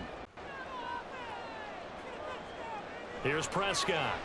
Prescott winds up, fires. It'll be Brandon Cooks, I believe. He'll be tackled in the field of play, so the clock will wind as we hit 3rd down and 4. Still on the Dallas side of the field.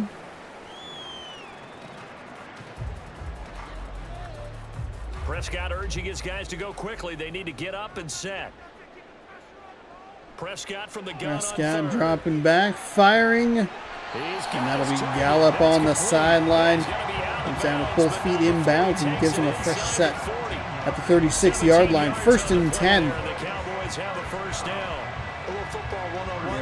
They're picking on somebody in the Saints defense. A wide open receiver there and an easy completion. Easy. And break to the out, to the sideline, and make a catch. So from the 36 now, 1st and 10. Prescott to throw it. Prescott. Clean pocket. Cooks again. Staying in bounds. It's a short. And it'll be 2nd down. It's a short gain, and he just cannot get out of bounds. Under a minute to go here. Seemingly no hurry from this Dallas Cowboys offense, even though they have 2 timeouts left. Play action now. Play action pass over the middle. He's wide open. He'll be tackled inside the 5 at the 3. 200 yards in the first half. Cooks that time coming up with a big reception. That time a little deeper down the field.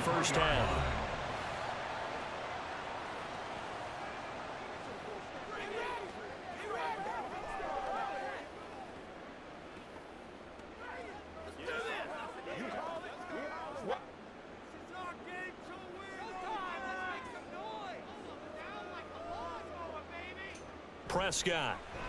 And this Touchdown, Dallas. Touchdown. 2 first-half touchdown passes now for Dak Prescott. 200 yards, a couple of touchdowns thrown for Prescott. Brandon Cooks comes up with a reception that time. Important swing right there, a touchdown in the final minute of the half to take the lead. And I like the point you just made there. Could be an important swing because now that they have the lead, if they can carry that into the locker room at the half, they'll feel really good about what they accomplished in the first 2 quarters. Now the extra point up and good by Aubrey. And it's now 17-14.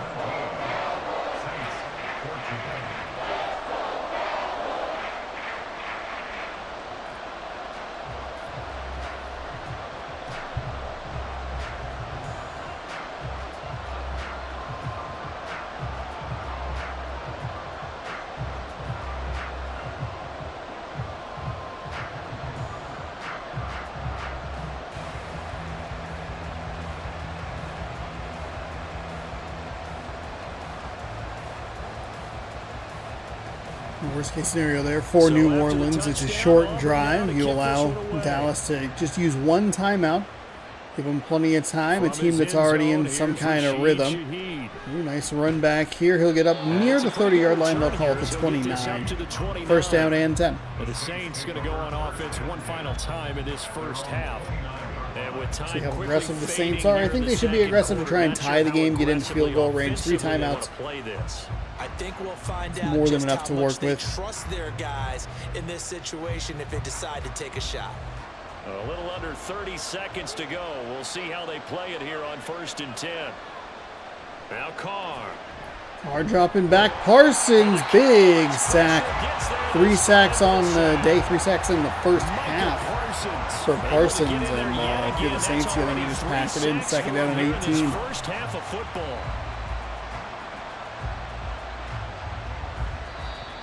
And that will do it. So we have come to halftime here in So Dallas Parsons put an end to that half. He wanted to go to the locker room. Over to Orlando for 3rd sack of the day on Derek Carr, and halftime report. Take it away, we get Coach. set for the second half Okay, action. Brandon, thanks very much, and welcome I in will everyone join you to our downtown momentarily. Orlando studios in this EA Sports halftime report.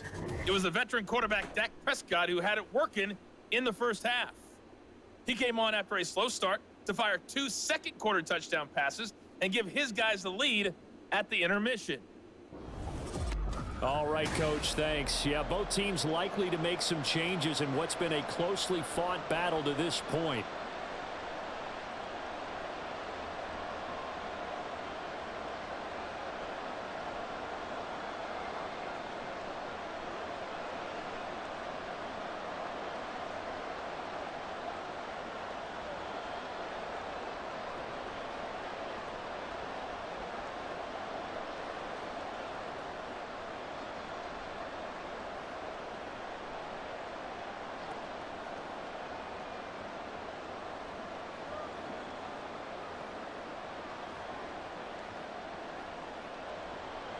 A field goal the difference. 17-14 is the score. Back underway here now in this 3rd quarter. And he takes this near the 25. Just a little pass there. Call it the 26. The Cowboy offense set to go to begin this 3rd quarter. And Charles, they've got the lead. Put your coaching hat on here now. What's the game plan for the second half? I think getting the running game going a little bit more because I thought in the first half they didn't get it moving the way that they would like. They had success throwing it, but I think these first couple of drives, they'll want to get those running backs going and give them more opportunities, and I will guarantee you that those guys were lobbying for them in the locker room at halftime. Yeah, this will be a gain. Dallas starting from the 26-yard line and picking up right where they left off. 2nd down and 5. Big drive for the Cowboys. They can push this out to a 10-point lead. Ball on the 30. They'll come up See with if the a Saints 2nd and defense 5. can hold them off the board, or at least just a field goal. Prescott firing to the near sideline. CD Lamb. And able to get this one across the 45 before he's brought down. 2 catches in the first half. Now he's got a 3rd here, and it's good for a 1st. And defensively, they were in That zone coverage route there. has You have to worked be looking very for well, numbers either and the against a good up and kind of quarterback like he slant is. out, To not or play like too even much just zone. Yeah, you have to be hard careful with out, how much time like you're 90 giving degree up. I think angle it's a thing. good point you just brought up. It's So really maybe if you still want to play zone, caused the you go to Saints zone blitz defense scheme, trouble. and you can drop A lot of open anyone out of your receivers. defensive front, defensive end, defensive tackle. For big It doesn't games. matter. You just exchange someone to Quick bring more slant pressure that towards the time. We'll quarterback and still try to pick up cover 7. downfield. That'll go for a gain That of time 7, Brandon and Cooks that'll coming up make with it the second completion. down. They like going to him in the slot. He catches another one. I think this comes under the 7-yard heading of, gain. until they stop Quick him, hitter from why Prescott. not go back to it? He has something going really well. Great working relationship with the guy throwing the ball, and they keep making the connection. They run Going straight with ahead here Pollard. Pollard looked like he was going to have the first down, but he kind of ran into his own blocker, and that completely derailed that run. He needed one solid step to the right or to the left. Probably could have broken. Absolutely would have picked up the first down. Could have gotten a big gain on it. Instead, third down and inches. That's a big deal. Now Prescott. Short pass, or short drop for Prescott. Turns out it didn't matter. Prescott 14 for 16, 240, and 2 touchdowns. They pick up a solid gain there with a fresh set of downs inside the 40. First and 10. But since they did, I guess the point is moot. Yeah, they were right there in that middle ground, field goal range, punt, go for it. But as you said, they picked it up. Prescott looks Prescott to throw. again with a quick Quick throw. That's a little more cluttered. Too good there, and it's second Matthew. down. I said the Normally, you same think wrong the tight end's going to be able to catch early. the football and handle that contact, but in this case, maybe a little too much Tyrann target to Matthew. hit. That one was timed well, incomplete. Well, now I'm thinking about it. Good I'm thinking about it, action and I'm at this point thinking in too the hard, third and I feel like quarter. I'm Just a 3-point game. just Second and getting 10. wronger. Pollard Go will with take it up Pollard. the He'll gut. try to find some room on the left side, but blocked up well by the New Orleans defense. They do get a Logged couple, all but those they'll be holes. He tried to left staring at a break it 3rd and back 8 to the coming middle, up. but Typically, we think there it's were the strong defenders safeties waiting that are there. more Third down and 8. especially closer to the line of scrimmage. Carr amidst awaits his traffic. chance But to in try this and bring case, his how about team the down the free field. safety coming up and making the big time play. 8th play of the drive forthcoming, and they need 8 yards on 3rd down. Now Prescott. Prescott thought he was going to go to a different receiver, but it was a better call because he went to C.D. Lamb. Up to the 25, and it's a fresh set of downs as this drive nears the 4-minute mark. I thought he was going to go to the receiver in the flat, or over the middle there, number 87. Those are the third downs you need to convert to win football games. We're in the third quarter of this one, and this is a tight one. In order to maintain pace, keep the ball away from the other team, and put points on the board, those are the plays they need to continue to convert. Prescott fires. It's high and broken up late. First guy hit him, and he was able to hold on to it. Ferguson was, but the second guy came in and blasted him, and that ball got jarred loose. Second down and 10. Even for those big tight ends who you would think could absorb that contact. Dallas, Texas is the spot. 3rd quarter inside AT&T Stadium. Glad you're with us. 2nd and 10. Prescott over the middle. Another big hit on number 87. That'll go for 6 as he holds on to it that time. Ferguson still his name. Did I remember it? No. To break off much more yardage after the catch, but still an effective gain Let's see if the Saints defense can hold just one more little stop here. They can force a field goal try and make a nearly 5-minute drive be worth just 3 points. Here's Prescott. Prescott drops back, fires, and just kidding, it's caught. Tyron Smith is injured on the play. That could be a big injury, an injury to the offensive line or defensive line would be. Could be pretty big. Well, now they're going to come out and take a look at this injury, and we'll be back in a moment. So down to 2 minutes here in the 3rd quarter. 1st and goal from the 6 for the Dallas Cowboys. Looking to make sure that if the Eagles win or the Cowboys win, that was how it was supposed to be. So another 3rd down conversion, and now they've got a 1st and goal. 3 receivers set to the top side of the screen. Again, Prescott. He's going to go over the middle, and it was nearly intercepted. Nearly picked. That should have been intercepted. 2nd 2nd and goal.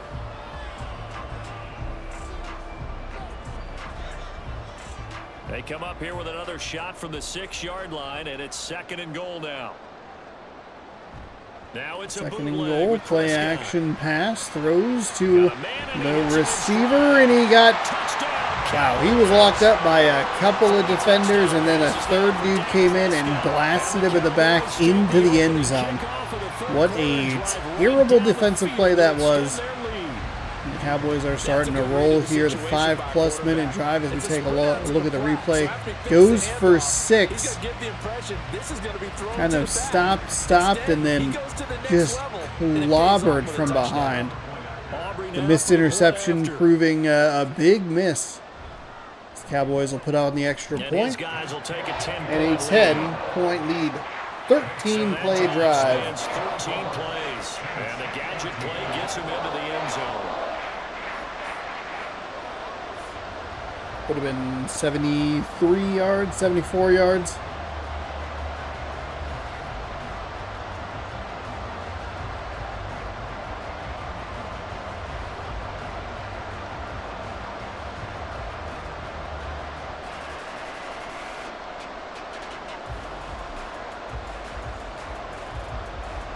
So after the touchdown, Aubrey now to kick this one away. Deep in the end zone, taking a knee. They'll bring it out to the 25-yard line. And here we go. First time we're looking at this New Orleans Saints offense in the third quarter, and we are nearly done with it. Under 2 minutes to go. Wider than it was at halftime. Does that touchdown a minute ago change the thinking here at all?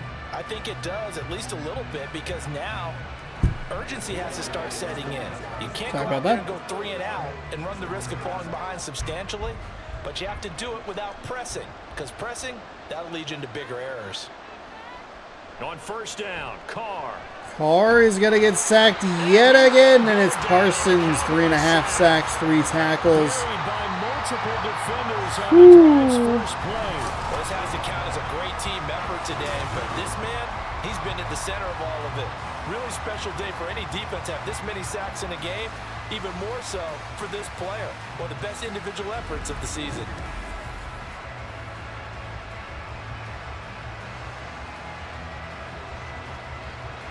So now 20 yards to go on second down after the sack. Work to be done. They'll run out of the gun. With a run to Kamara. And not much there at all. He's up only to about the 16-yard line. Falling apart for this New Orleans Saints. They'll pick up 1 on 2nd and 20 for a 3rd and 19. No, not at all. That leaves him with 3rd and long, which means you got to dial up something pretty good. Think your best player with a play that he likes to run best. Now on 3rd and long, they'll look to throw. Big play from Carr, and it's a monster play, a fantastic completion that's going to go for 6. The Micah Parsons. Micah Parsons. The Micah Parsons sack goes for nothing, as it's a huge pass play. I don't know how true that is. He had to run Wow. a long way after that catch. Heck of a Be able to play. cut that lead down to 3 with 31 seconds to go in quarter number 3. Catch in every play. He was off to the races as soon as he caught it. Nice catch, an even better run for big yardage. Groupie able to add the PAT. And that cuts the lead to 3, 24-21. 85-yard touchdown pass.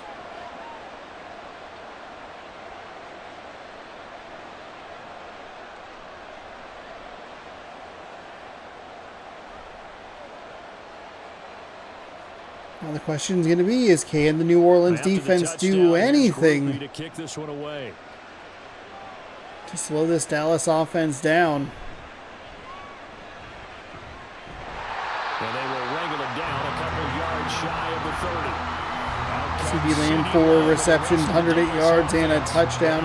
The Cowboys offense comes back out onto the field. Whatever they're doing isn't working. He's up over 100 yards. We'll see how they adjust. And when they do that, they weaken their defense in other places as well. And how many times have we done games where we've seen a guy have a big game like this, but it's usually not by himself, is it? Right. Usually it opens it up for other people to have big games as well.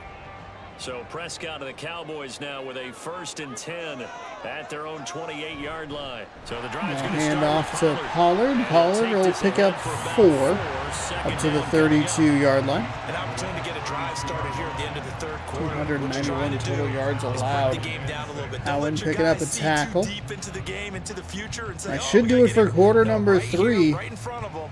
Melt the clock down. Nope, get just to kidding. the fourth quarter. Try and keep going. And try to keep that lead. Exactly. This will be the final play of the third quarter. It's an incomplete pass. Prescott overthrew his intended target, and that'll take us to quarter number 4. It's a 3-point game. A little surprising that it's this close, but obviously the monster 80-whatever yard pass it was keeps us a one-score game. So a nice find by Carr. Didn't let that big sack. It's the 4th sack of the game that we've seen. Didn't let that get to him. They have been superb. 5 for Bombed 6 it to down this the point. field. Third down and and 6. Can this Saints defense get off the field? Real soft coverage at the bottom of your screen. Throwing. Prescott. Prescott over the middle, a little behind to Gallup, but that's all right. He'll make the adjustment and pick up yards all the way up to the 50-yard line. Big third down conversion there. This Saints defense just, what the heck? Saints defense just does not have the answers. They have to feel really good about that last completion. Plenty of time, though.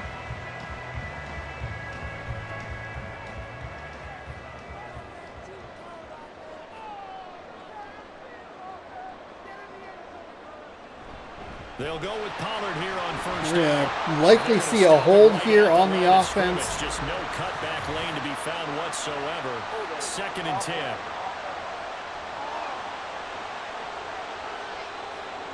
Now the offense knew it. They were already starting to walk back as that one is accepted. They're backed up here with a 1st and 20 now after the holding penalty. 1st down and 20. To throw is Prescott. Prescott. Oh, I thought that was going to be an interception, and then he just couldn't hold on to it. And after he missed the interception, it still went to the receiver. It was a decent opportunity for a decent gain. Instead, incomplete pass sets up 2nd down and 20. 2nd and 20. Prescott yet again. Prescott fires, and the Saints defense tries to go for the big play yet again. Can't come up with it that time. CeeDee Lamb does. It's a 17-yard gain that sets up 3rd down and very manageable. Almost feels routine. And very messy. Very Very messy To me, tee. 300 yards still signifies excellence, and he's achieved that in this performance. Trying to And run with a forward. handoff, met right at the line to gain, but Have a first Pollard's down strength here about the 40. allows him to push forward down to the 40-yard line. They come up with a 1st down, or fresh set of downs. To get off the field. They haven't gotten it done, so now your coordinator, he's going to call every blitz that he has, any type of exotic, something that they haven't seen before, and he's also telling the defensive lineman, don't worry about holding people up, just get in gaps and try and make a big play. And not only not getting off the field on 2 opportunities. 5 yards gained on that one. 2nd down and 5 as the Cowboys just working this clock down. Right, that's a decent game there, but it hasn't been his The best Saints game defense overall. needs to step it up. Is of his team. Do they want him to handle They the football cannot and give try up a to close this game touchdown. out, or are they going to make an alternative Their plan offense is a little too and go in a different inconsistent to be in a I think they shootout. need him, and this is his time to shine. And good running, going to get It this goes down for close 4 to and a 3 first at quarters the Saints' as it's 30. 3rd down and After inches a gain now. of 5, they'll wind up being about a length of the football short here on 3rd down.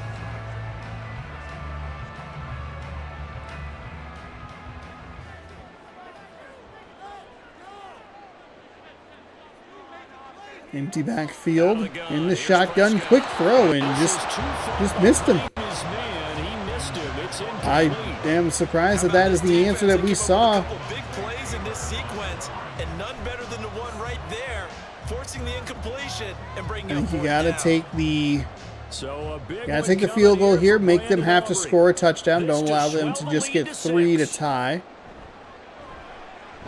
And this Kicky is one up, Kicky is good. That'll make it 27-21 as we It pushes it up to 6. So they get the 3, but you wonder As now, we is that wind gonna be this enough? game down. Excellent question, because when I look at the smiles Almost on that halfway side through of the quarter field, number it's a little tight, aren't 4. they? If they had scored a touchdown there, Quarter number those 4 would of be game big number half 4. moon grins right now, because they feel a whole lot better about their position. On a touchdown in the other direction, all of a sudden they're down.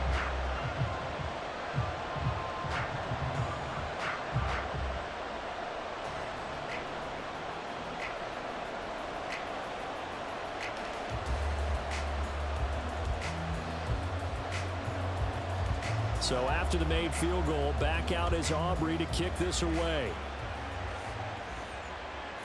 And here comes a return from just beyond the goal line. Return. He'll get taken down to the 22-yard line. Maybe not a great call, but Onto the field comes New Orleans. not too much of a difference in field position. 3 yards. Confidence of the last time out where they scored a touchdown. And confidence is powerful, isn't it? When you've scored once, you feel like you can go back out there and get it done again. Doesn't matter what the defense throws at them.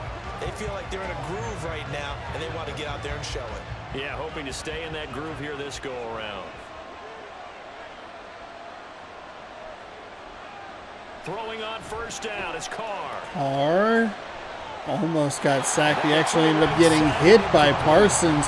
Parsons is coming up with just huge moves on the outside, and he has not had an equivalent or an equal match out there. He has beaten them every single time. Here's a play fake as they set up to throw. Nice completion. That one goes for 8. Get this one up to his 30 before he's out of bounds. That makes it a third down and manageable. Coming up, they got Very manageable. So much goes into a successful play, doesn't it? How about that play action there? Freezing the defense just enough to bring the tight end free downfield for the completion. They'll try and run for it. Here's Okay, there's a nice play. Jamal Williams comes in, gets his first rush of the day, picks up 3, and it's a fresh set of downs with 3:22 to go in the fourth quarter. The bell 3 times with passing touchdowns, but guess what? Ground game has not been neglected. Nice little burst right there. So they'll come up first and 10 now from the 33. Working from the gun, it's Carr. Carr fires over the middle. Good job to turn up field. Picks up 11, and that'll be a fresh set of downs up to the 44-yard line as we work under 3 minutes to go. And here we are in the fourth quarter, partner, and watch them drive for what would be a go-ahead touchdown. And you and I both know this is where you need a quarterback who can keep his cool back there, not just for himself, but to keep the rest of the team relaxed too. On first and 10. Carr dropping back. Fires. Nice job to catch the ball there. At least a good job there by Carr to get the ball out of his hands. You can see those X's firing off for the X Factor players on the edge for Dallas. And stop it right at the line of scrimmage. That'll take us to the 2-minute warning. So Dallas with a 6-point lead over New Orleans. 2 minutes to go in the fourth quarter. So it's Saints football as we get you reset. They'll come up now. 2nd and 9. Carr to throw. Carr drops back, fires, finds a receiver over the middle. He'll get knocked down to the 40-yard line. The tackle's made at the Cowboys 40. We gotta cut these animations, Madden. We really gotta learn, like, Flawless 2-minute drill right here. This has been quarterbacking 101 10 seconds. with a flourish. Wide open.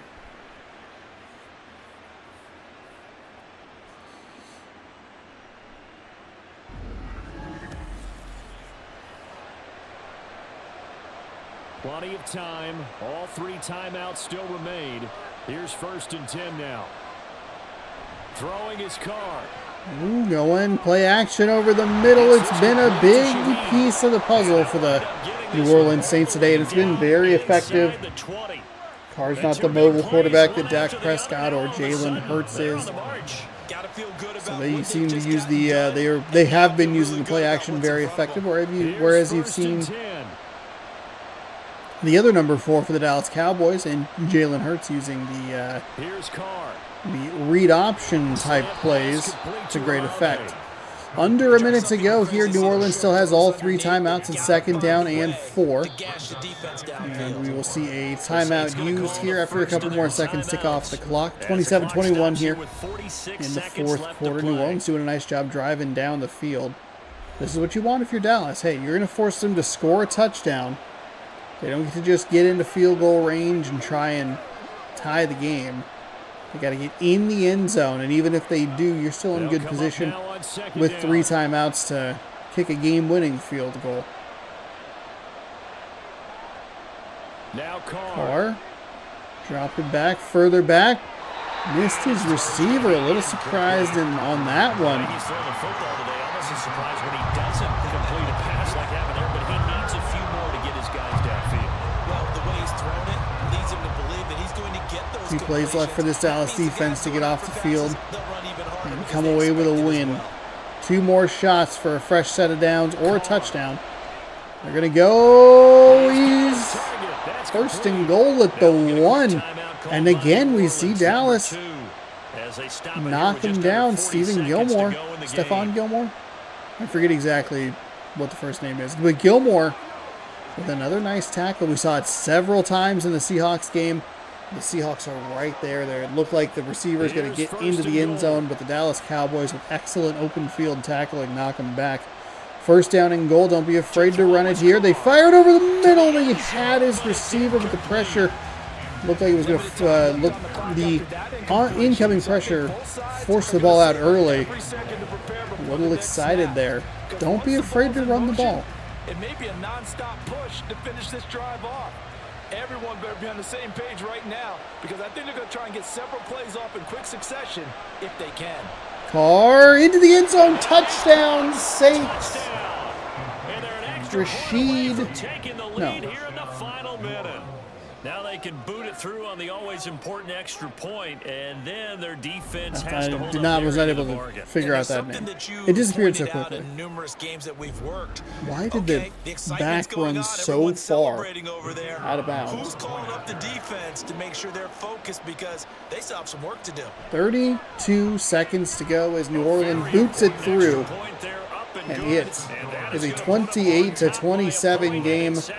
Saints over the Cowboys, but it's not over yet. 3 timeouts, 32 seconds, and let's be honest, a defense that hasn't played great throughout this game. Should the Saints win, they would go on to face the... After the touchdown, here's Groupie to kick this one away. We go on to face the San Francisco 49ers. And with time a factor here, take a knee, bring it out to the 25-yard line.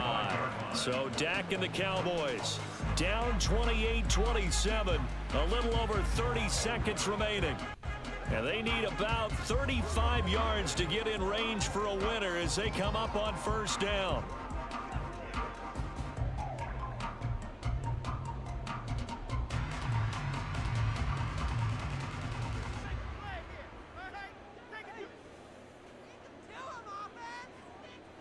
Here's Prescott. You go with the play action over the middle. It's caught. Oh, what a terrible defensive effort there.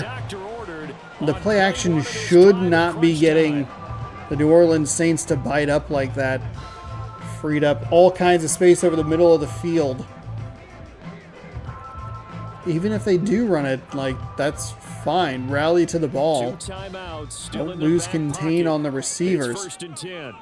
Prescott in the shotgun. Drops back. Fires over the middle. It's caught yet again. I'll take a quick timeout. Ferguson coming up with a big play. 3rd reception of the day for him. And this defense is leaky. Not quite out of the woods yet. Still a pretty long field goal. I mean, it should be makeable for a pro quarterback. Or pro kicker, excuse me. Brandon Cooks is going to make that even easier. They are down 23 at the 23-yard line. Very sharp here to start this drive, 3 for 3. Yeah, I like the way he's running this 2-minute drill. Very sharp, very precise. Now he's going to take a timeout with 5 seconds to go. So a huge play has him in field goal. I mean, New range with a Orleans chance needed. to New Orleans possibly had send to this have one it. to OT. Had to have a defense just to slow them down. And they could not do it. And now it all rests on the right foot of their kicker. 2 for 2 on the afternoon. We'll see the and Saints third take winner. a timeout. And the clock will now stop as a timeout is called with 5 seconds left.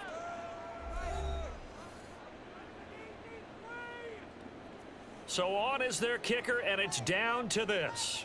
From the right hash, this for the win. And his kick is right there. It's good, and it's celebration time on that sideline as they have taken the lead in the final seconds. Brutal. So they tried to ice him there, but it's fair to say Brutal. it did not have the intended effect. And I've known kickers that take it as an affront. And there he says, Saints "You think you're defense gonna is rattle me? so Think bad again." in this game.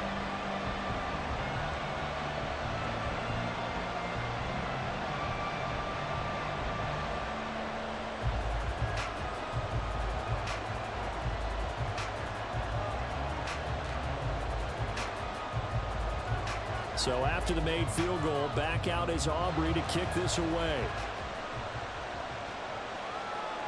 And this will be the final play of the game. He'll get tackled at the 28-yard line, and that will do it. Dallas, your winners here in Dallas, 30-28. Probably the best game that we had, though a little predictable with how poor this Saints defense was throughout the entire game. And fun for us because we got to watch it Dallas and call Cowboys it. will advance to host the That next magic round. that you were talking about didn't Thought we occur might in have the something end, interesting, but what a game all the unfortunately, way through.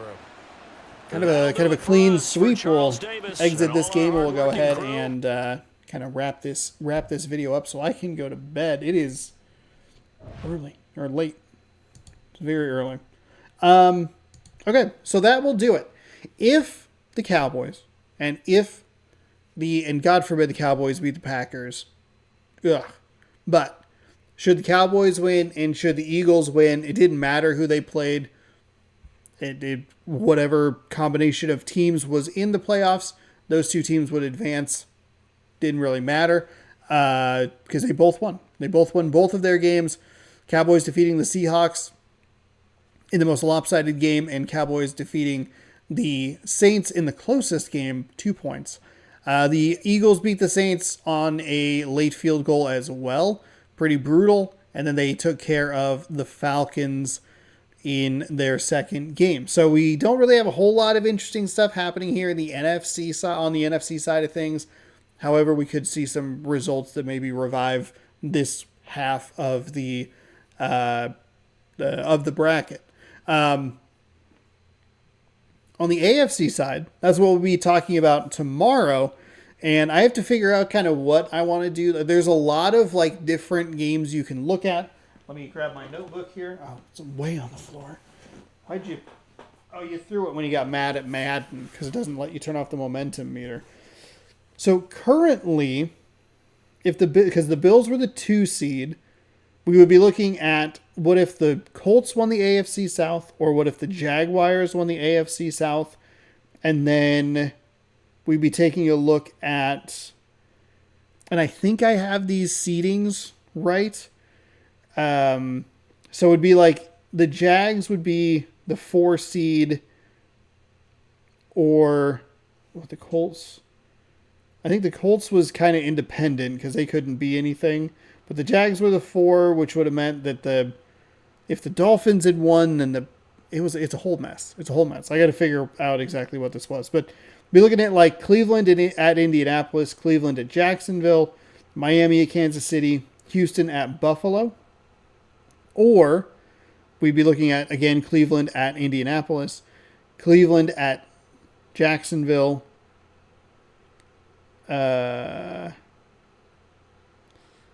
Houston and Kansas City, Pittsburgh at Miami. Because the seedings are all weird, and it's very odd because it was if the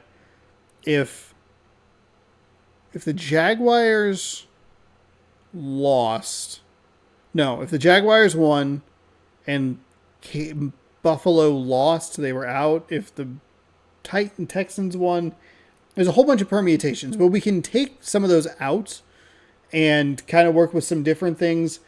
I have to kind of figure this out because I wrote it down, but I don't remember exactly what the situation was. I think I have the seedings right, but it's a little weird.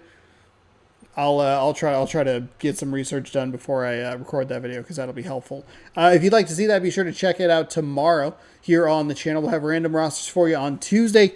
Food Truck Simulator is out on console this week, so I'll be checking that out on at least Wednesday. We'll have a co-op video for you on Thursday. I don't know what in. Friday, question mark? I don't know. We'll see if I'm enjoying Food Truck Simulator. Maybe it's part 2 of that.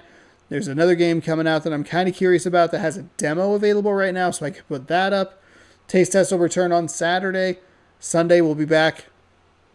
Maybe in Madden 24. I don't know. If things go weirdly, we might not even be doing much of this series, but we'll see. We'll see what happens. Thanks again for watching. Hopefully you enjoyed. I know it's a long one. I don't typically make videos this long, but these tend to go a little bit longer because there are so many different things that you can do with it. Thank you so much for watching. Hopefully you enjoyed. We'll catch you another day in a different video, and goodbye.